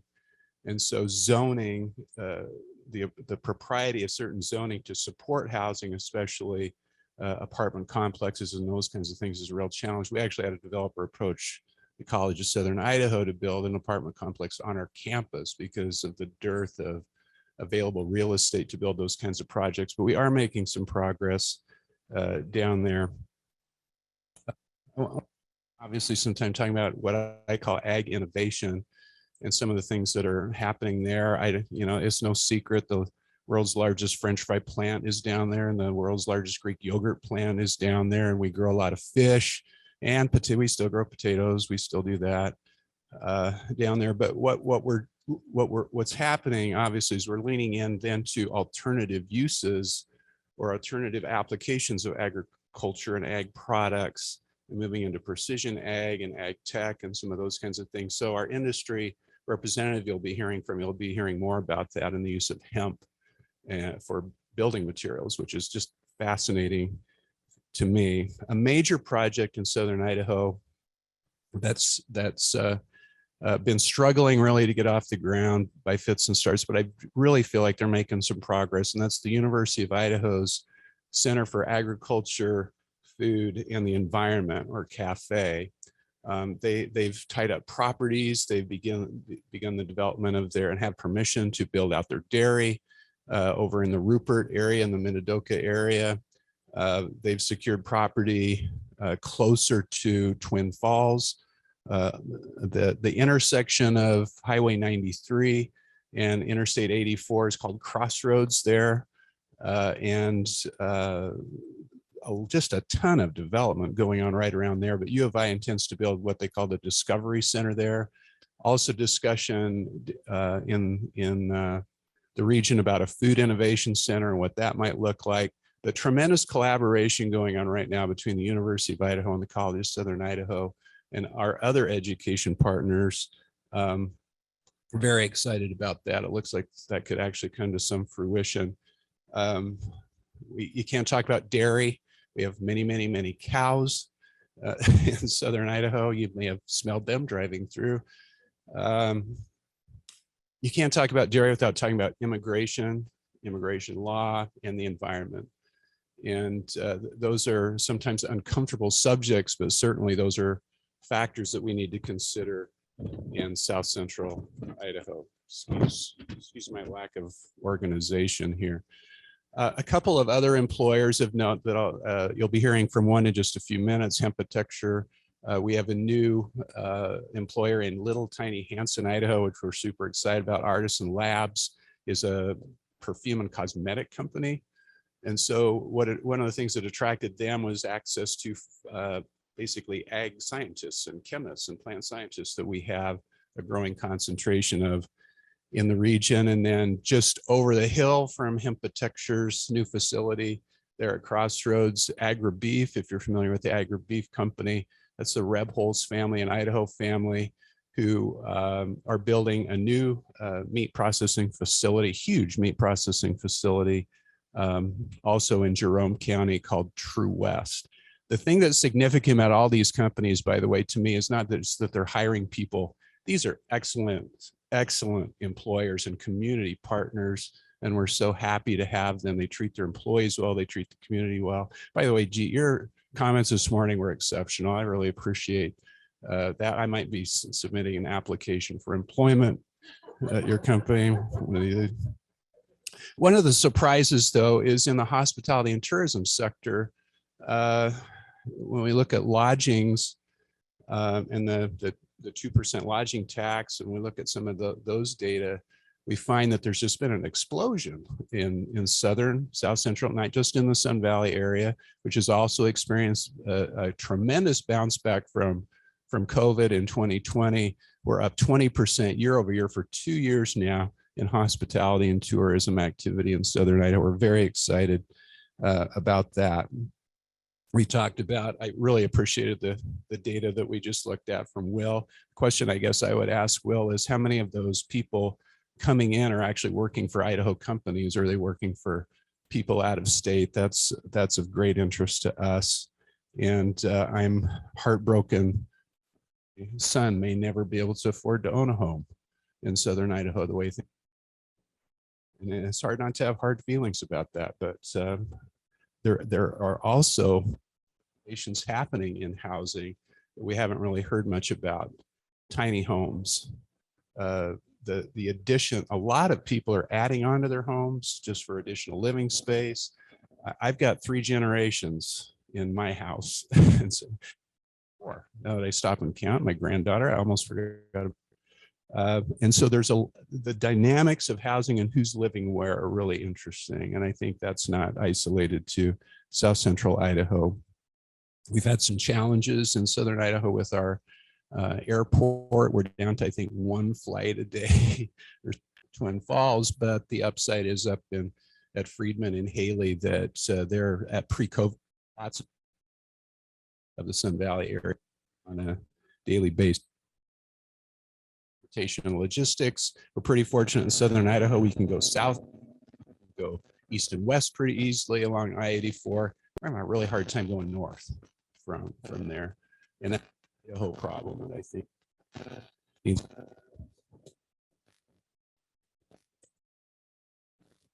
I think that just about takes me to the end. I was speaking about north-south. There's a multi-jurisdictional group that's working on trying to figure out how to put yet another bridge across the canyon, which could help significantly.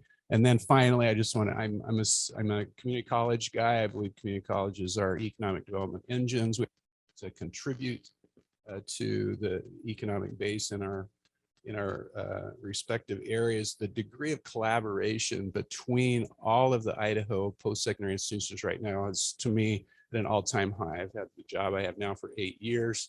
I'm kind of an old timer. I've seen the bad times. We are living in really good times. A lot of collaboration between higher education, and not just higher education institutions, but with our school districts and our school district partners. We're about to launch a CTE school in conjunction with the Twin Falls School District down there. And I know other regions are doing similar kinds of things. So I think that I've used up my time and then some. I appreciate the opportunity, Jay. It's always good to see you. Appreciate it. What I really liked about this is that Todd told you the grit of what really some of the rubs are. I mean, you want your kids to be able to come back and do things here, because we're always talking about the boomerang effect, about having them come back to Idaho. But if they can't afford places to build by the house, that's a big thing. So I know thanks for the honesty about that. Todd's talking about, it's awesome right now. And part of that. And the last part is, I think we should have Force House. It should be some documentary on the fourth generations of things in your house, Todd. That might be fun. All right, so we get to now the ability to move to the next region, right? So here we go. Yeah, and I guess I get to Hempatexture. We could go to Hempatexture. Yeah, this is I should have watched this, but Hempatexture is our next one that's up. And the beautiful thing about Hempatexture is that last year they actually presented, and they talked about, they're out of the Wood River Valley area, where they actually talked about the insulation factor of hemp and how awesome it is. And now they've got a manufacturing facility that's located down in Jerome that they just opened to talk about. And could you guys make that next introduction? Yeah, Dolly, we should have Maddie. Do we have Maddie on the line? I'm here. Can you hear me okay? Yeah, you're there, Maddie. Great. Excellent. Maddie, welcome. Can you provide us an input, an update on what's going on with Hempatexture and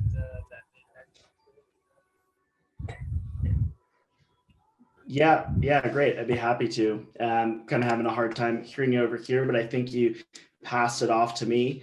And yeah, I think I have a few minutes here. So I was going to share a little bit on where we're at right now with our business, and kind of actually more so touch on the economic opportunity of the industry in which we're helping sort of prop up here in Idaho. So good morning, everyone. Thanks for the opportunity to be here again. As was mentioned before, we presented last year. So this is the second year we participated in Vision Idaho, and it's certainly an honor to be back. My name is Matthew Mead, and I'm the founder and CEO of Hempatexture. We're a sustainable materials company with headquarters in Ketchum, Idaho, but we're currently building a manufacturing facility in Jerome, right there on Crossroads Point, which has been talked about a few times during this conference. Before I share a little bit more about our business, what we're doing, give you the update of our facility, I'll share a brief story of how I found myself in the gem state. I really did enjoy hearing about all the data of folks that are moving to Idaho and the different states they're coming from. I moved here about 8 years ago, so I'd like to think that I did it before it was cool. And Idaho, of course, is a great state for a lot of reasons, and a great state to have a business. But the short of the long story is, one day my phone rang after I had launched my startup concept, Hempatexture, from my dorm room at Hobart College in upstate New York. And this person asked me if I'd be willing to move to Idaho to work on my startup concept and build a proof of concept building using industrial hemp as a raw material. This was 2012, so there wasn't really any state in the United States that using industrial hemp as a material didn't sound crazy, given that it was a federally illegal substance. And that really dates back to the 1930s. I will note, however, that the US was the only industrialized country in the world that banned the production of industrial hemp. But fast forward, my phone rang, ended up traveling to Idaho to build the first public use hempcrete building in the state of Idaho, and also first in the United States. And after 8 years of living in Idaho, I feel super fortunate to call this place home, and have thankful to have found my way here, and also to be a part of the business community in the Magic Valley. the more that we are integrating with the business leaders of Jerome, the Twin Falls area, and Southern Idaho economic development, I realize what incredible resources exist here in the Gem State for businesses like mine. But not long after I moved to Idaho, I began to see some of the dominoes fall across the United States, and those dominoes being states legalizing or enacting industrial hemp legislation. First, it was Kentucky, Colorado, New York, and I had found myself moving from a state that had legalized industrial hemp to a state that really had no conversations surrounding industrial hemp happening. And in 2018, the federal farm bill was passed, which was co-sponsored by Mitch McConnell, and that legalized industrial hemp on a federal level. So began to kind of ask the question, when will this happen in Idaho? Will this happen in Idaho? And is Idaho the right state for a business like Hempitecture to grow in and to emerge in? And you can look around Idaho, you can drive really nearly anywhere in Idaho, and you can see that agriculture is the backbone of our state. We rely on agriculture to feed livestock, feed our families, and we export agricultural products from Idaho, not just across the state of the country, but across the world. So really what was holding Idaho back when many of the states that share the same values as we do move forward with restoring this agricultural commodity? In trying to answer that question, I found myself driving from the Wood River Valley to the State House. We just started, and I was just giving a quick background of the internal effort on key performance indicators. Sorry, I think we had some overlap there. Yeah, not long after, found myself driving to the State House and testifying on behalf of hemp legislation. Many thanks to the legislators that have put forward the bills, subsequent bills for legalizing industrial hemp in Idaho. But it was in April of 2021 that a bill legalizing the production of industrial hemp was finally passed and adopted. So why does this matter? Why does it matter to our business? Why does it matter here today at a conference discussing economic development and economic opportunities in Idaho? Well, I think that begets a bit of an explanation or further explanation of what our business is and what we're doing here in Idaho. So as you could probably gather from the name, and I mentioned earlier, Hempitecture is a sustainable materials company that specializes in the distribution and now soon the manufacture of sustainable hemp building products using natural fibers from industrial hemp. Of course, there's always a question, why hemp? There's a number of reasons. It's rapidly renewable, requires very little water to grow, and has been proven to be effective on unirrigated dry land, which is a phenomenal attribute for a state like Idaho. Not only that, the material can be used in textiles, insulation, composites, and it stores 9.8 tons of carbon dioxide per acre. So this lends itself as an ingredient towards more sustainable products. Idaho really has begun to recognize the potential of this crop, especially with that legalization of the bill that was passed in April of 2021. And Hempitecture is the proud recipient of a 2021 iGEM grant from the Idaho Department of Commerce, which has allowed us to advance our R&D work with the help of University of Idaho. As someone who did not go to school in Idaho here, it is amazing to me to see the resources that exist at University of Idaho, particularly at the College of Natural Resources up in Moscow. Really incredible people, incredible students. So we're really excited and thankful to have received that grant. But as we've grown over the years with our footing in Idaho, we were importing material from other countries, Canada, the Netherlands, France, Italy. And with that 2018 bill that I had mentioned that legalized industrial hemp on a federal level, it allowed us to begin to look more regionally, Montana, Wyoming, Oregon, Washington. And now we feel like we can look not 10 hours away, but 10 miles away. So we're really excited about the emergence of this industry. And we think that there's economic potential for farmers here in the Gem State to cultivate this new crop, because we as a business are really helping define an end market for the raw materials. You could ask any farmer, you shouldn't put something in the ground without knowing where it's going or knowing who the buyer is. And we believe that the emergence of the industrial hemp industry in Idaho is definitely a step in the right direction. We have a lot further to go. It involves the idea of circularity. It involves the idea of seed to product cycles. We're playing a part in that, but we realize that this is new in Idaho. We don't anticipate or recommend every farmer to rush out and grow industrial hemp. We think that with Idaho being the 50th state to legalize industrial hemp, we actually are going to have a more measured and calculated approach that can really help spur innovation in the gem state, not just for businesses like Hempitecture, but for other businesses, whether it's food tech or ag tech, or just really introducing a new rotational crop into our agronomy here. So one thing I do just want to make clear, when I'm talking about the industrial hemp industry here in Idaho, which I'm certainly bullish on, and I believe has a lot of potential, I'm not talking about CBD or cannabinoids. We're talking about an industry for fiber, for herd, for grain. It's an industry that I really do believe is in way with our Idaho way of life.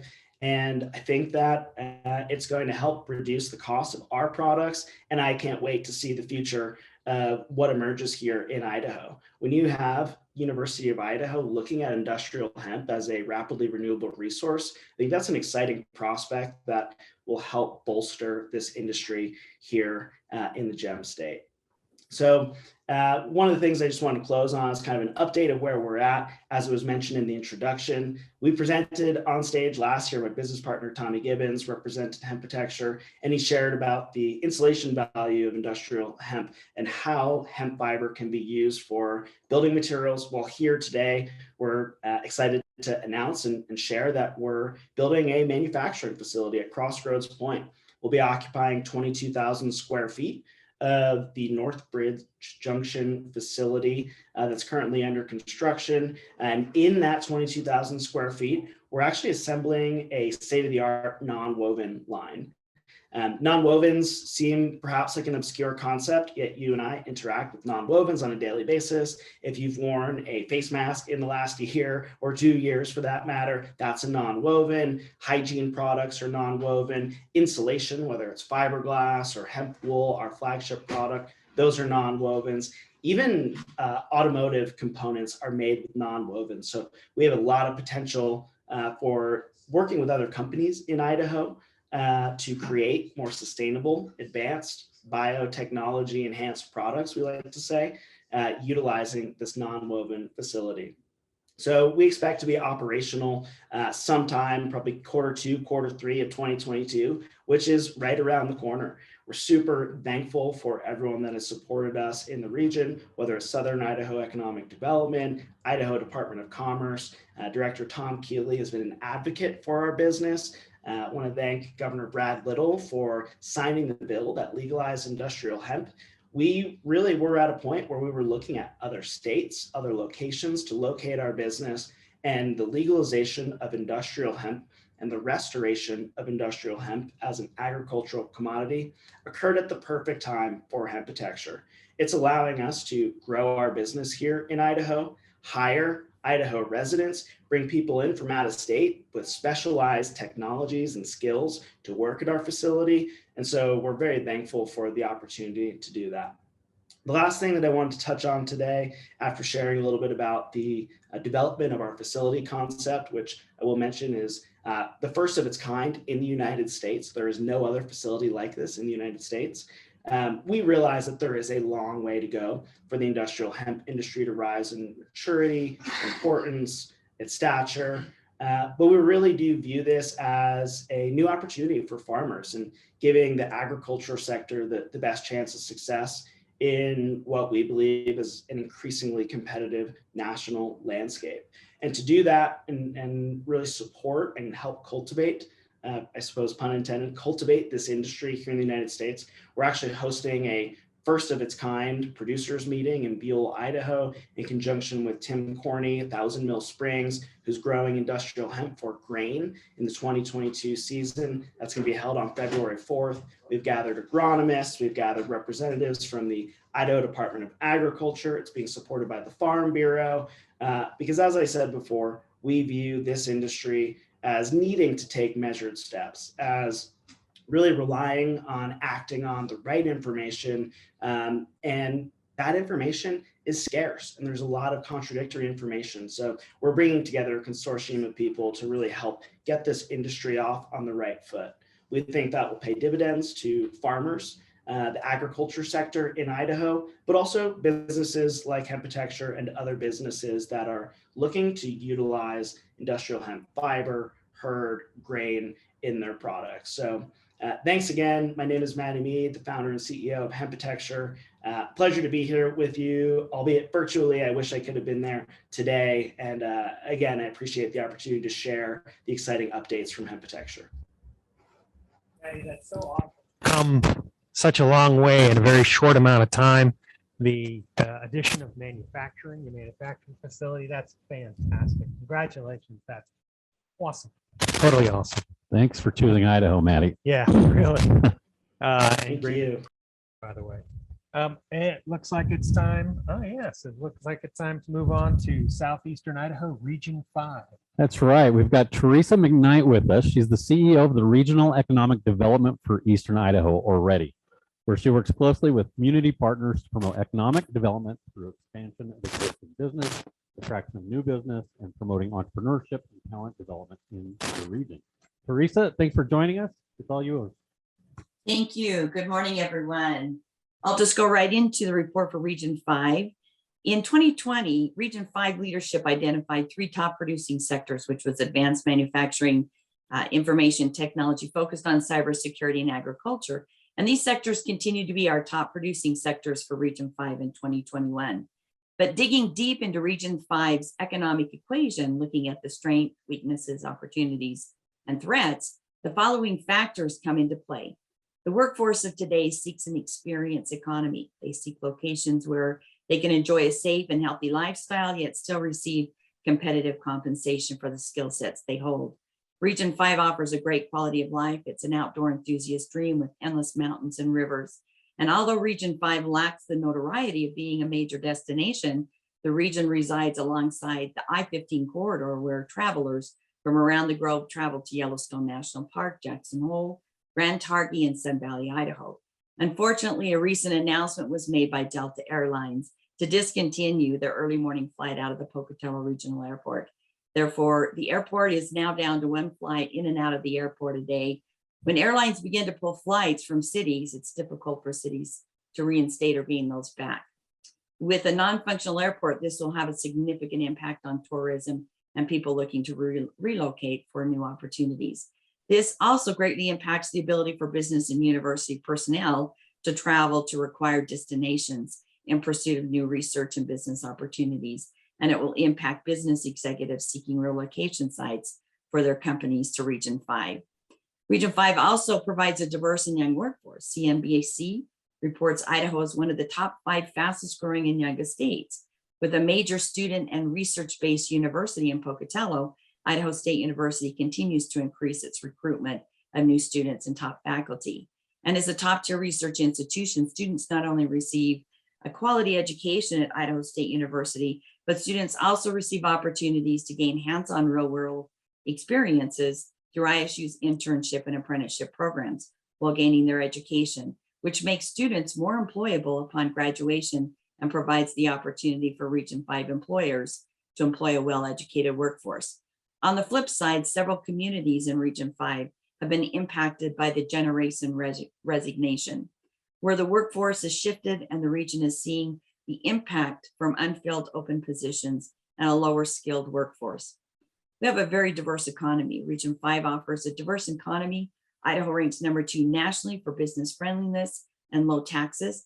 Idaho is also recognized as a pro-business, pro-growth state that offers a stable environment. These are important factors for companies seeking relocation sites. It's important to note that without Idaho's ranking and strong support to be a pro-business state, Region 5's largest city, Pocatello, still lags behind other surrounding cities in its ability to grow and diversify its economy on its own. And one of its overshadowing factors is keeping up with the growth of other Eastern Idaho cities. We are really an information technology and cyber hub here in Region 5.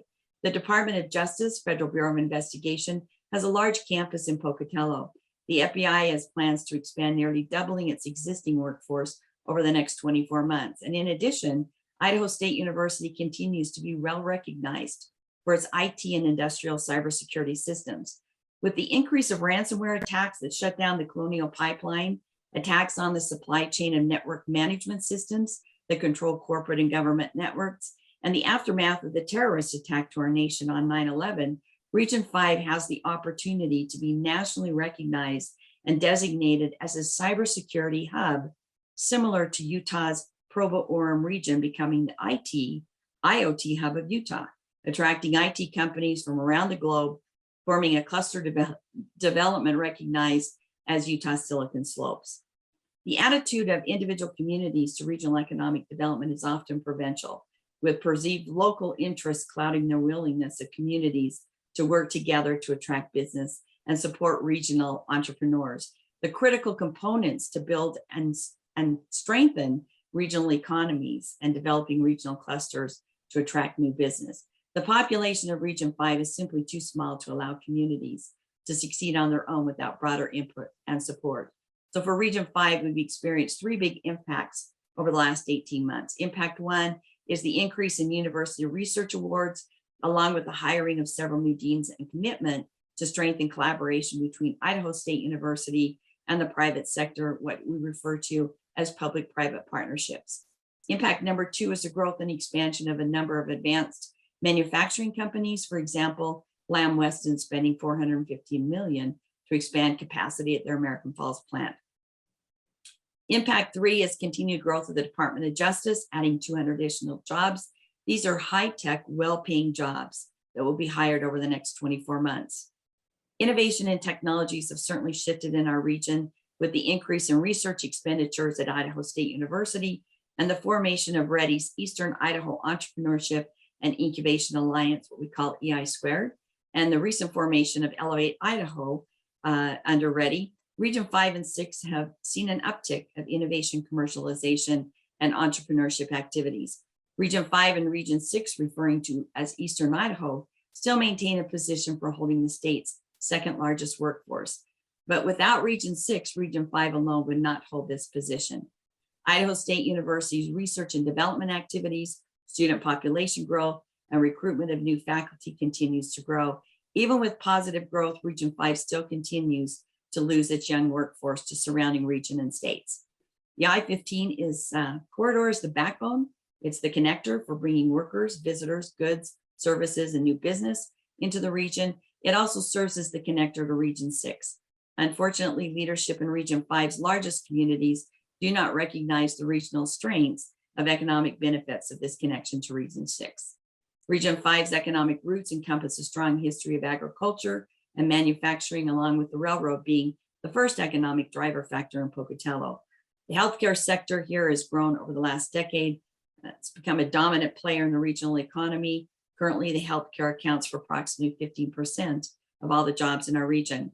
Along with top producing sectors, we've got 5 fast-growing federal programs: Department of Energy, Department of Defense, United States Navy Naval Reactor Facilities, Federal Bureau of Investigation, and Homeland Security.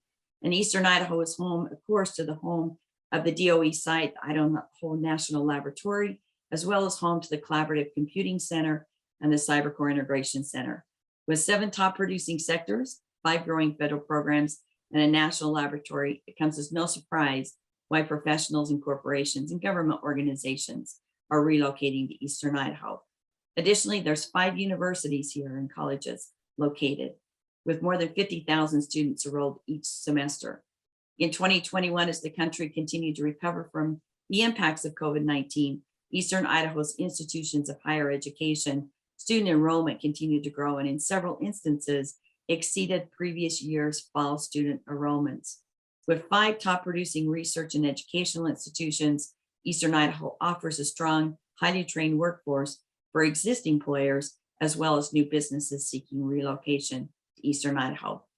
As the lead regional economic development organization for Southeast and East Idaho, Regions 5 and 6, READY leads a regional framework and vision to strategically align and build upon the strengths of Eastern Idaho to meet the needs of a global economy.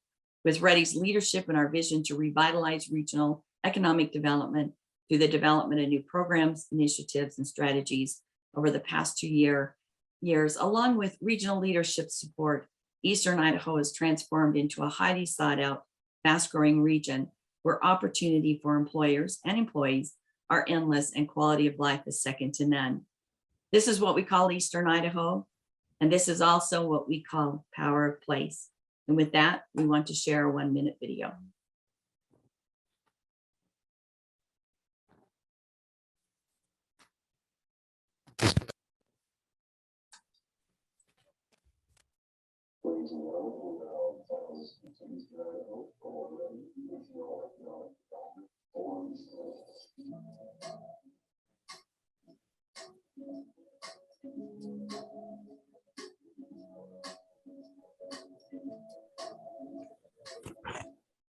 We're able to see one of your screens, but not the one with the video.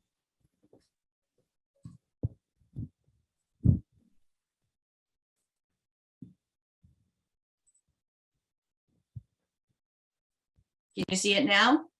Yes, awesome. Thank you.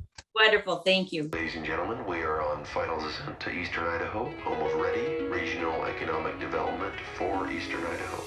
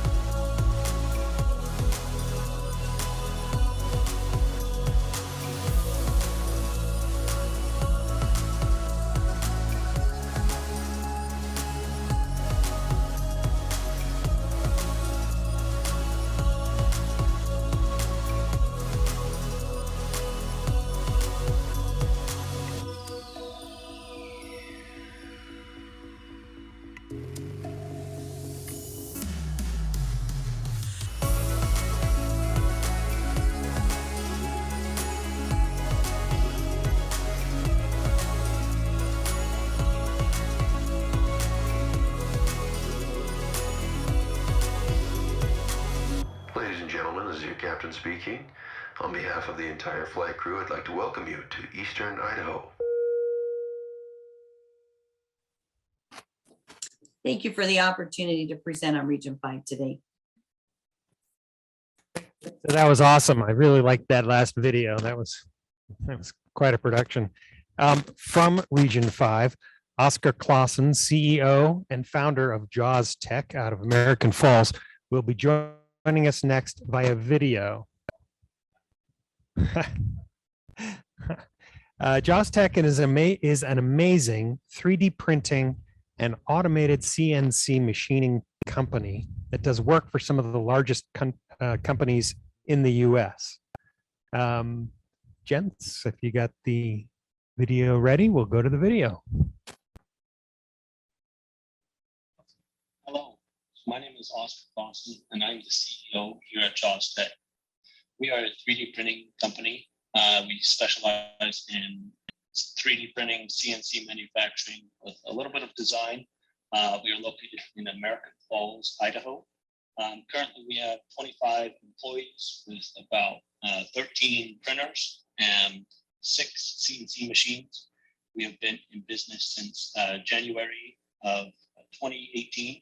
So just coming up, just past 4-year mark of operation here at JAWS Tech. A little bit about our business. We have developed an online code engine that is a drag and drop system for all STL and stat files. So your CAD models, you drag it and drop it into our online engine. It will allow you to select the materials, finishes, colors, basically the look and feel of your part, depending on the requirements of the product you're producing, whether it be a rubber material that you're looking for, or if you're needing a more solid, durable nylon material. We even have a polypropylene material that is resistant to more chemicals, similar to like gasoline and stuff like that, that you would need. We've got a wide range of materials that allow fast use in all different industries. We do some interiors of lungs for a medical company designed to help students run through surgeries and stuff like that. We do air intakes for a sports car aftermarket company. So they put these parts similar to your high-end BMWs and Lamborghinis, stuff like that. Basically pulls in air more efficiently to utilize most of the time the turbos that are in there. Those are just some of the basic customers that we have. Other ones include the airsoft industry. We do a lot in the medical field for foot braces and knee braces. We even did face shields during the COVID initial run of everything. We printed about 300 face shields in a build on one of our larger scale HP printers. Basically what that is a build unit inside a inkjet printer and slowly lays a layer of very thin nylon powder down, 80 microns of that. So very, very thin layers. And we would do about 5,000 layers in about a 12-hour build. So once you finish that build, you would be able to pull out about 300 of these face shields. We produced about 70,000 of these face shields most of 2020. As we've been growing, initially starting, it was just myself operating basically every part of the business. We started with one printer, me shipping, advertising, cold calling, and then grew it to the point where we now obviously have 25 people. 6 of those are located in the CNC side of the business, and then all the rest are in our printing side and admin. And it mainly focused on gaining and growing our business in the area of American Falls. So actually most of our employees are born and raised in American Falls. Quite a few of the students from American Falls High School have come to join us, as well as have received training outside of our business. So we've sent them to Atlanta, to Texas, and I believe Kansas City was another place that they had to get sent to. Basically in those places, they learned how to clean, maintain, run maintenance on the machine. We have one tech now that is a fully certified HP engineer to basically change every single electrical component on our HP printers, and she is 22. She's came directly to us after graduating high school. No formal training and everything else, but one of the hardest workers and intelligent people that we actually have on our team. It's really allowed us to grow pretty big. For our future plans, we're looking to expand even further. I'd love to see 100 employees working for us at this American Falls facility. Not sure if the space that we have in the current building will work for that, but we do have plans to expand and hopefully increase the number of printers that we have as well. So we would love to be up around the 40 to 50 printer mark with at least 100 employees that would send us in the right direction.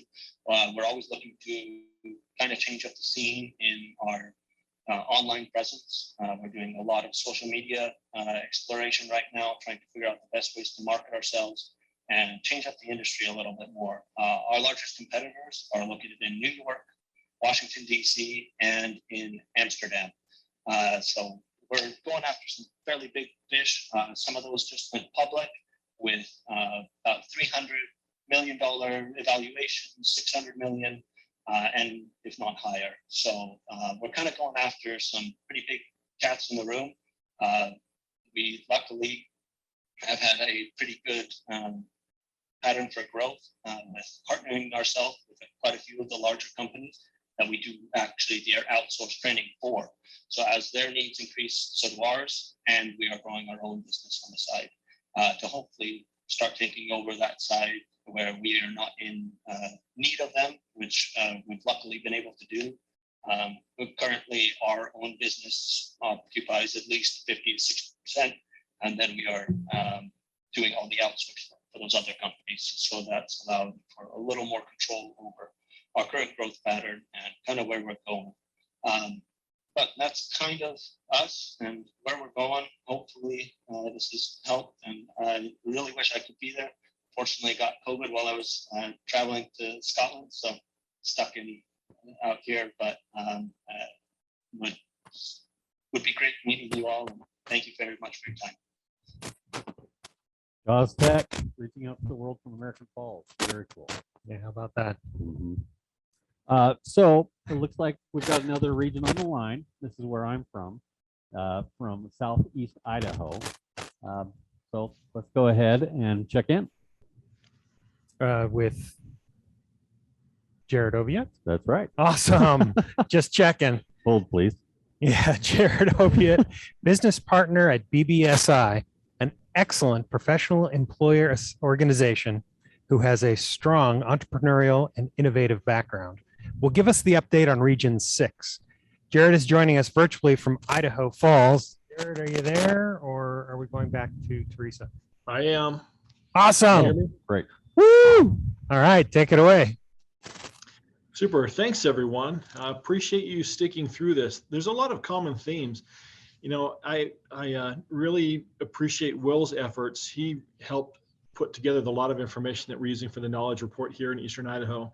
And we looked at this through the context of a changing equation, I guess, in terms of an economic equation for this region. We were very fortunate coming out of 2020 and through 2021 in terms of recovering quickly through the COVID shutdowns.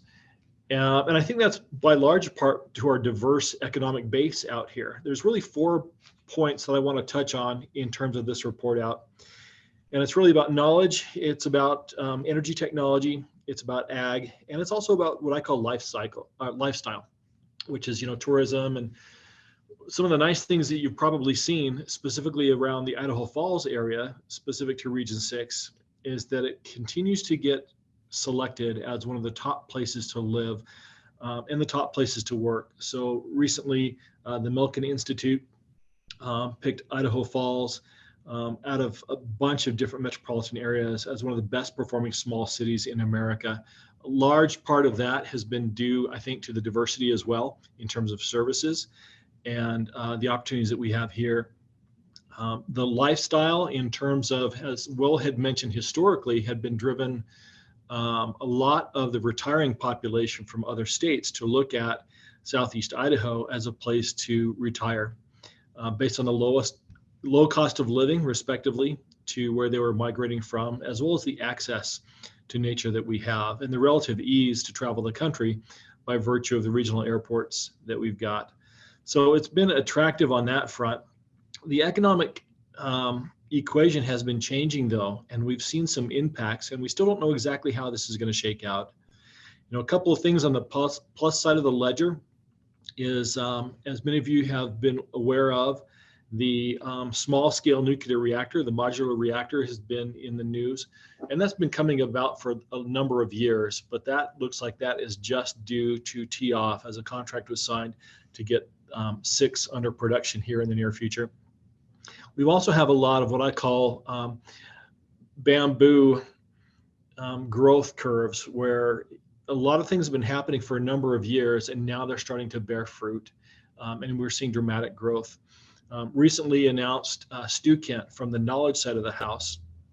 They've been specializing in virtual materials for colleges and universities in terms of curriculum development to displace the traditional paper-bound materials for education needs.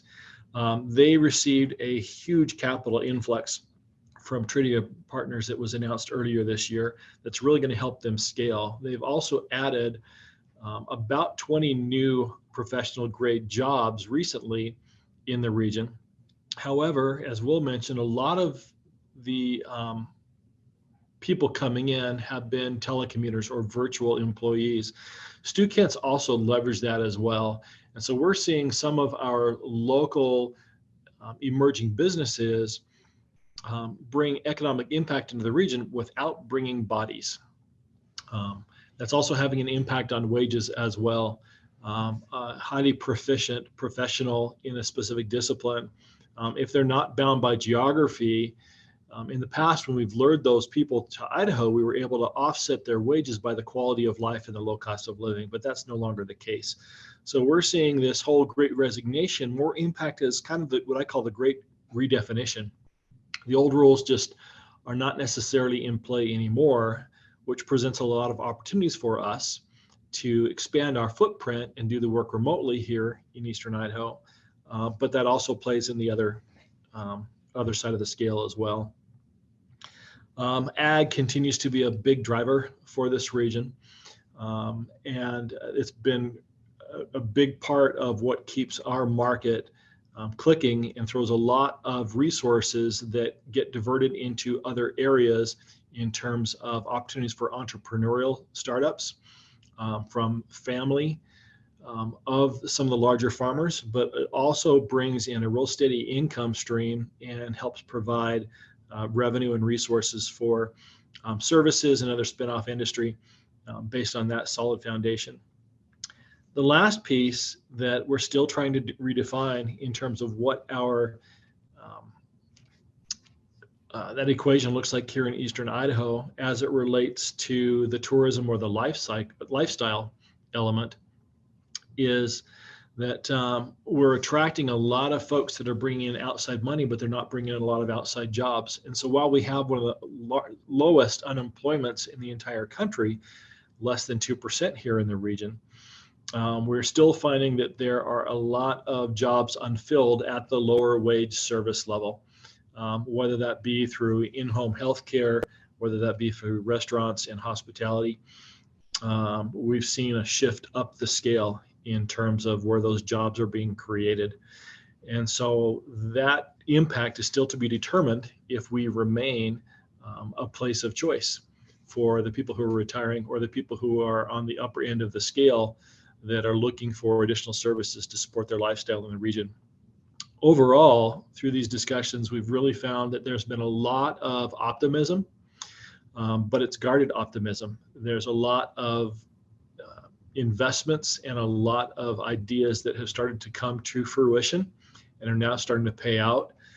Now the focus starts to shift toward execution on those. And we don't know what that equation is going to look like, but we do know that there's a lot of opportunities.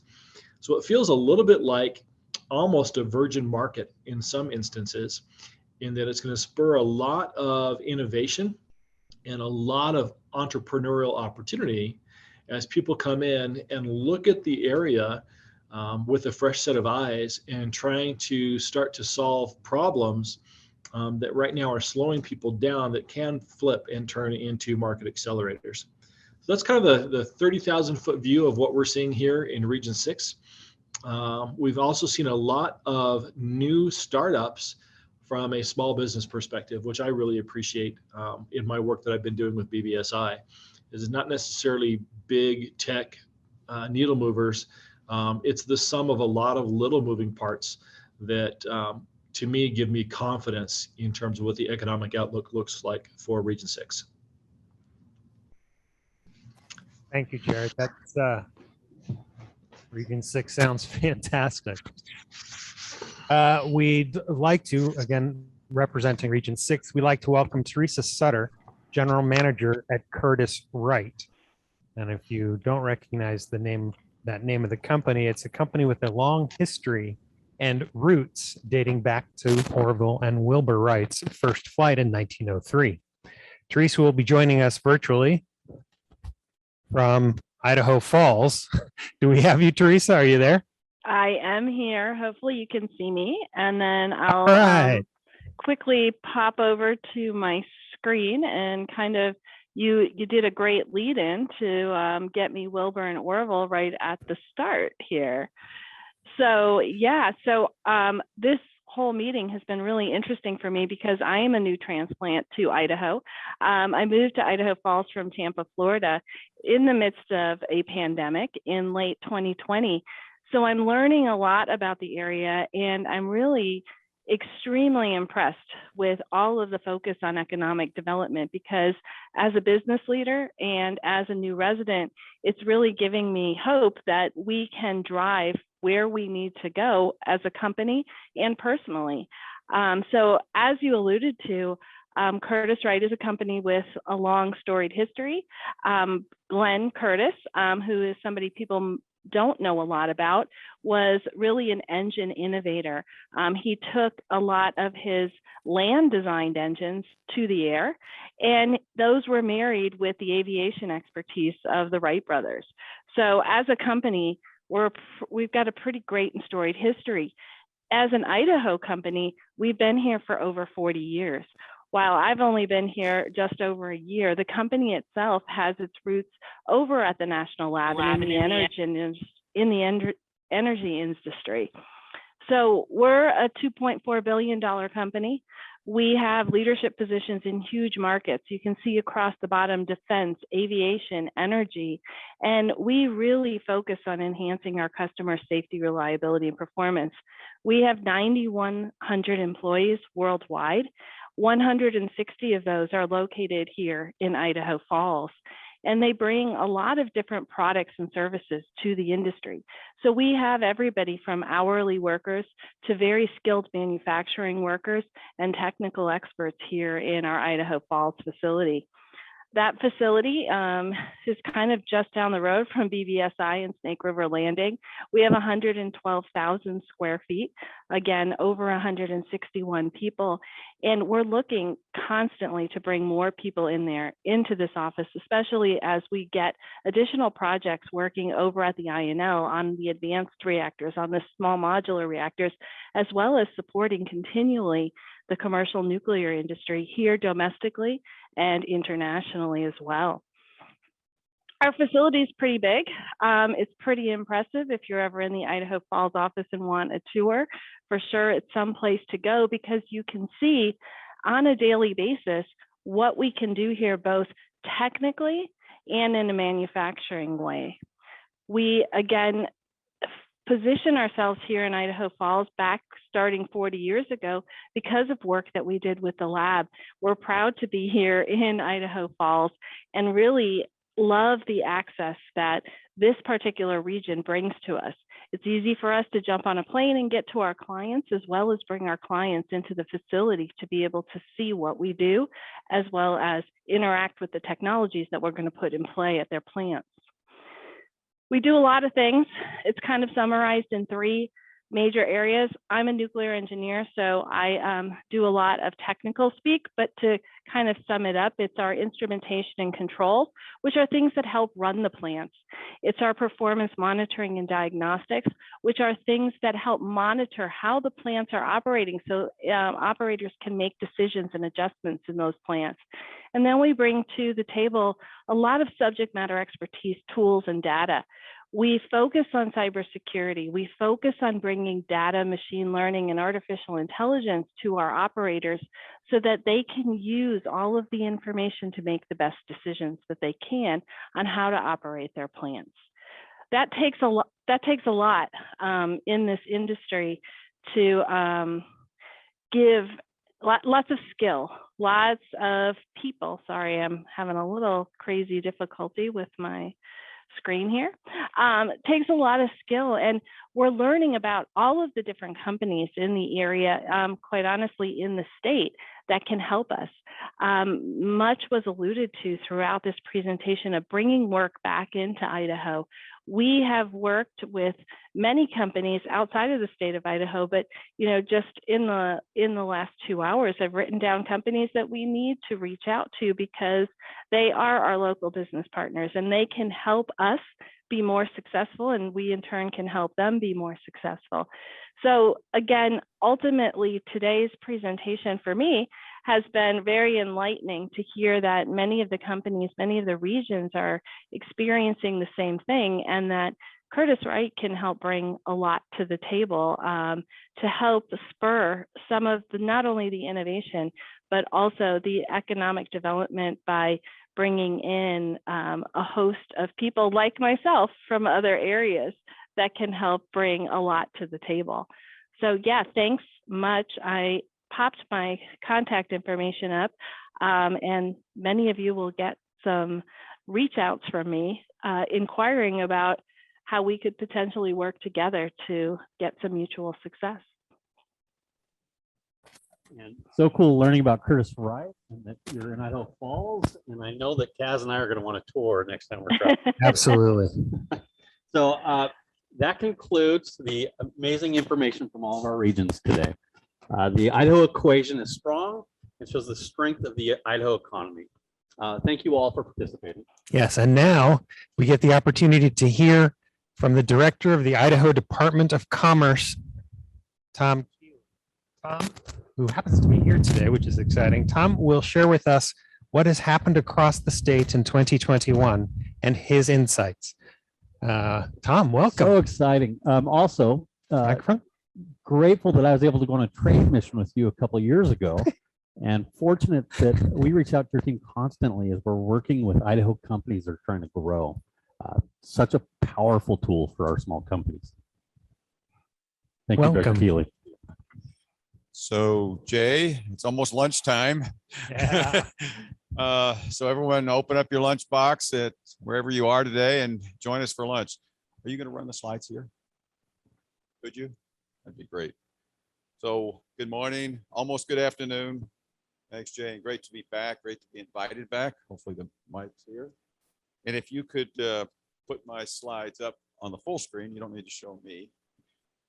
I want to thank Carmen Acabal and Cody Allred and our team for putting the slides together. But most importantly, I want to thank all the state agencies and our economic partners. Jenny's still here in the room, and others for the amazing economic results we've had over 2021. So let's go to the first slide or the next slide. Let's jump right to the results. Idaho saw incredible growth and success in 2021 and 2020.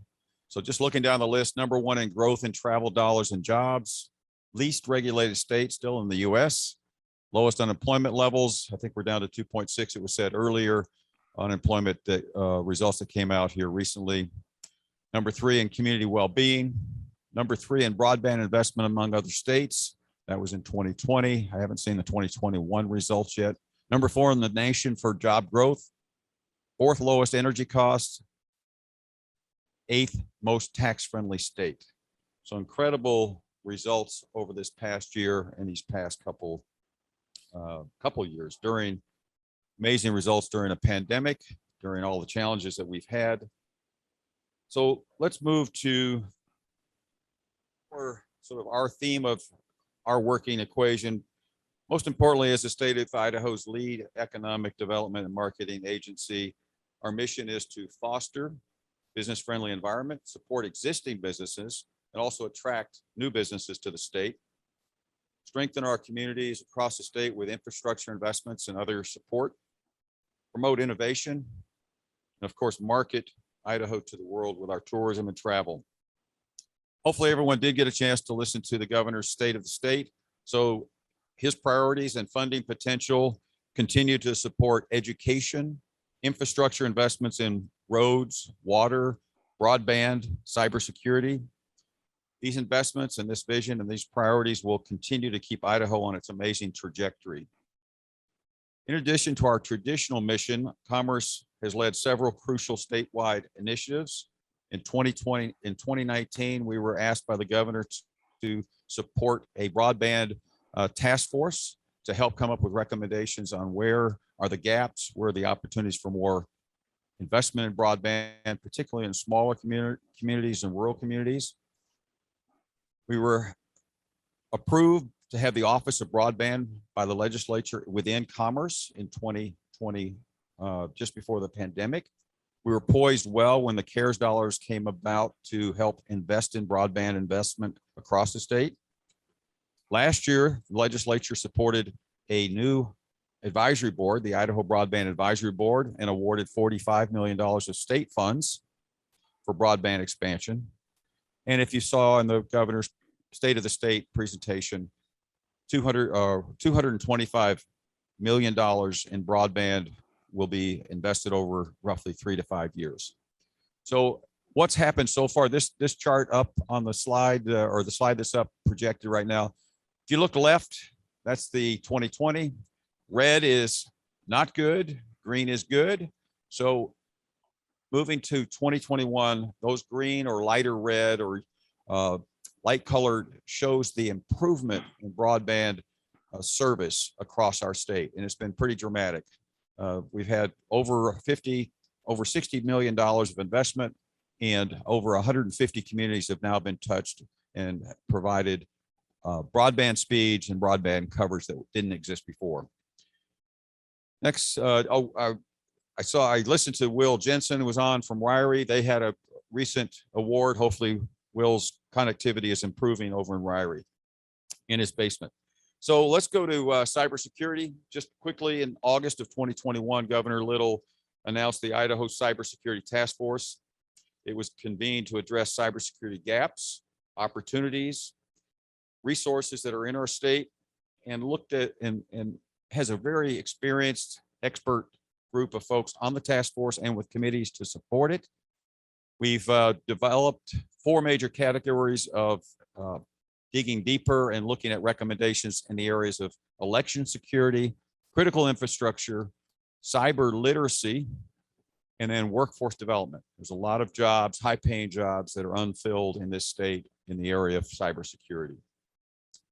So now that you sort of know our mission and some of our key initiatives, I'd like to just share with you some highlights. I'm going to go fast here because I know that each region has presented some of the high points in their areas, but just you can see on the left, Region 1, and maybe these were covered because I wasn't here at the first part, but these are very important.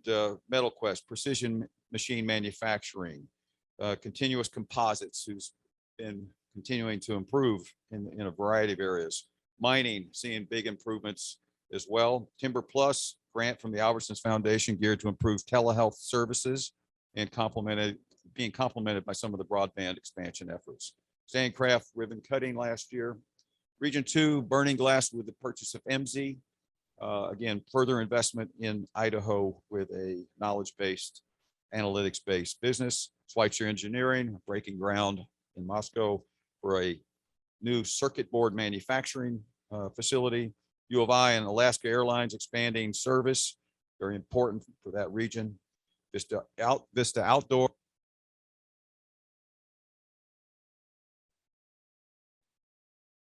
The next, Lewiston, again, an old treatment center, over 100 years, construction underway for new water treatment and infrastructure facility in Lewiston. Region 3, Visit Boise-based health technology company acquired by a Chicago-based R1 for approximately $300 million last year. House of Design, Nampa-based robotic automation company acquired by Thomas Lee Partners. Love Every, creator of the next generation of developmental toys. Big fundraise there. Clearwater Analytics went public. Western Aircraft, based in Boise, expanded. First phase of their $17 million expansion was announced and is happening. PetIQ had their ribbon cutting in Eagle, Idaho. Sorrento expanded their cheese facility. In Time Tech, who gave presentation earlier, held a ribbon cutting middle of December of last past year. We go to Region 4, Artisan Labs in Hanson, Idaho, expanding their cosmetic contract formulator and manufacturing facility.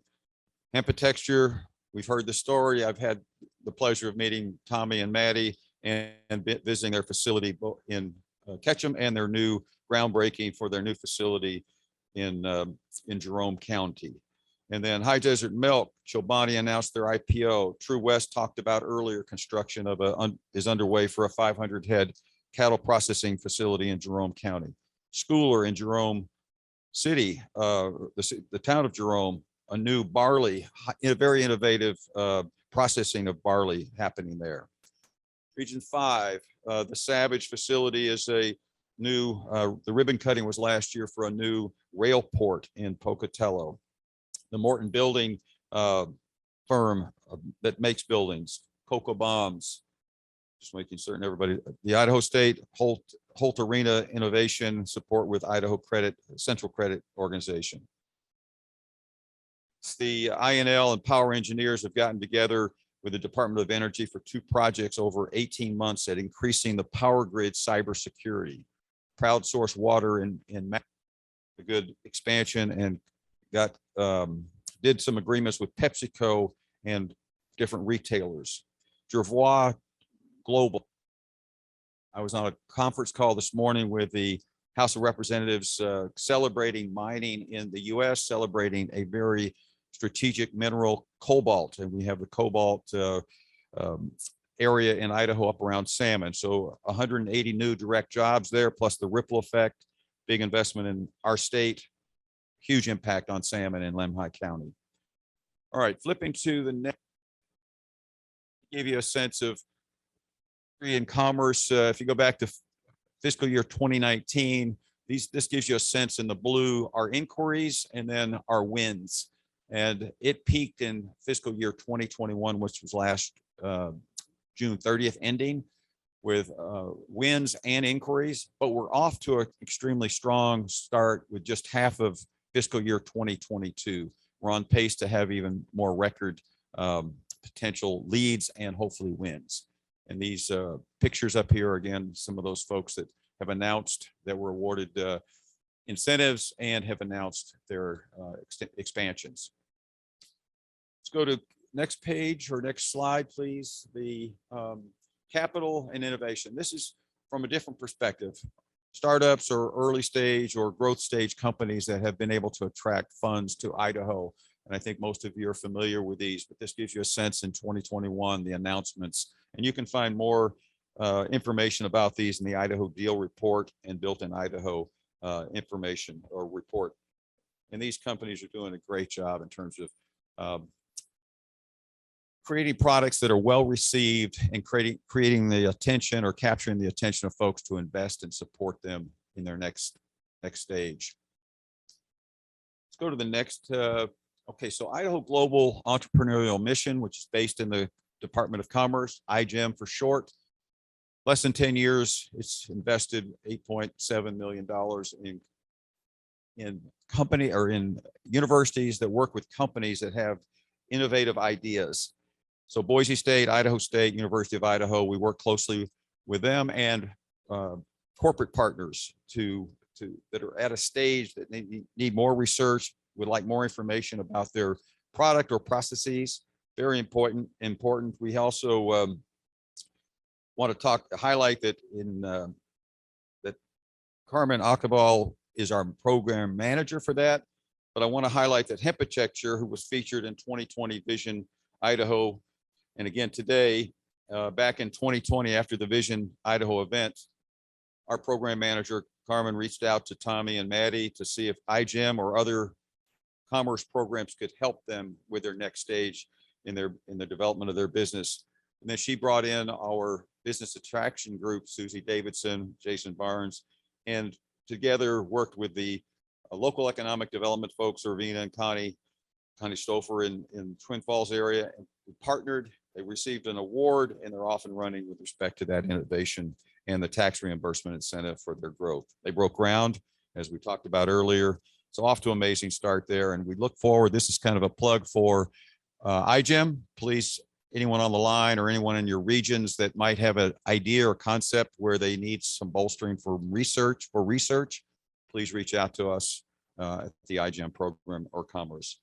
Just to wrap up, the headwinds though are what they have been talked about, what's been talked about before: housing, affordable housing, child and elder care, as well as workforce. Those are our 3 main headwinds for the state. The governor is addressing a number of those with his recommendations for in the budget.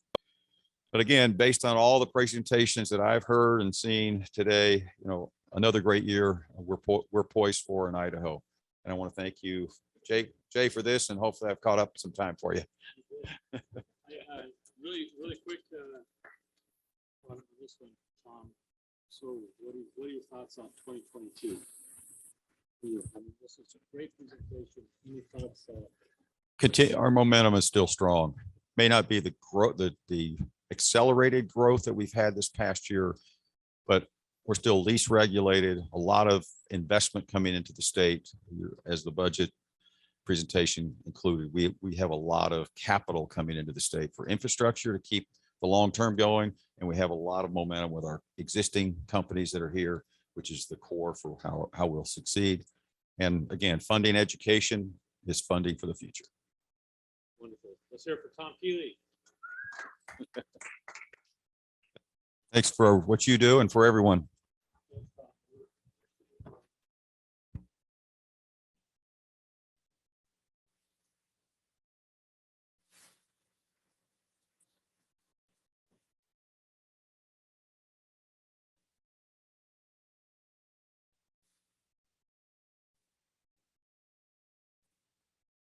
Mohan Ram, who's going to actually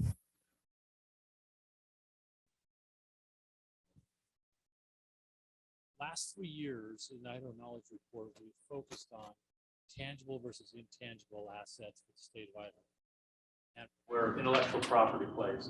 A knowledge-based economy continues to move towards intangible assets and towards the ability to be able to have intellectual property as a foundation piece.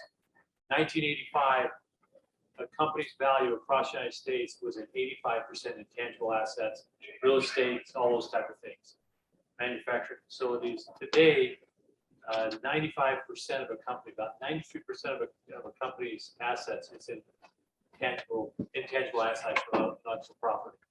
So that being said, we would want you to know how important that is to the knowledge report, those type of things. I will end with one thought. In 2011, I was in Baltimore, Maryland at a technology conference. They had a major opportunity person that was funded by the Kauffman Institute, who's actually a faculty member at Oregon.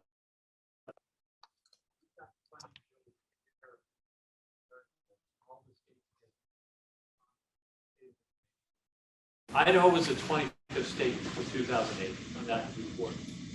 Afterwards, I went up and spoke with the gentleman who put the whole report together. And when I walked up to him, I said, "I'm from Idaho." He goes, "Oh, I love Idaho." And I just said, "Why?" And he goes, "What I love about Idaho is that you are set more than any other region to have amazing economic prosperity." And I said, "Why is that?" And he said, "Because you have more gazelle-like activity. You can move quickly because of the way that your governor and your state and everything operates." But he said, what even more importantly, you have the right economic climate. You've got a welcoming, friendly business community. You have the things that are really, and you have a state of innovation all the way through, which is founded on, he brought this point up, he's founded on Micron, Albertsons, Idaho National Laboratory, Simplot, and he brought this whole economic region that we have because of innovation from all these companies. That being said, if you go back and you come forward almost 11 to 12 years, you can see that equation that he was talking about is alive and fully functioning in the state of Idaho throughout all of our economic regions. So that being said, we're very thankful for all of those who presented today. Thankful that Holly Troxel was able to be our lead sponsor, and with the sponsorship of Alturas, Idaho Central Credit Union, C308 Marketing, and the contributions from Boise State University for having it held here, and also from the Idaho National Laboratory and the Research and Business Development Center for this year's Idaho Knowledge Report. Let's have a great 2022 and have a great, safe year. Thank you so much.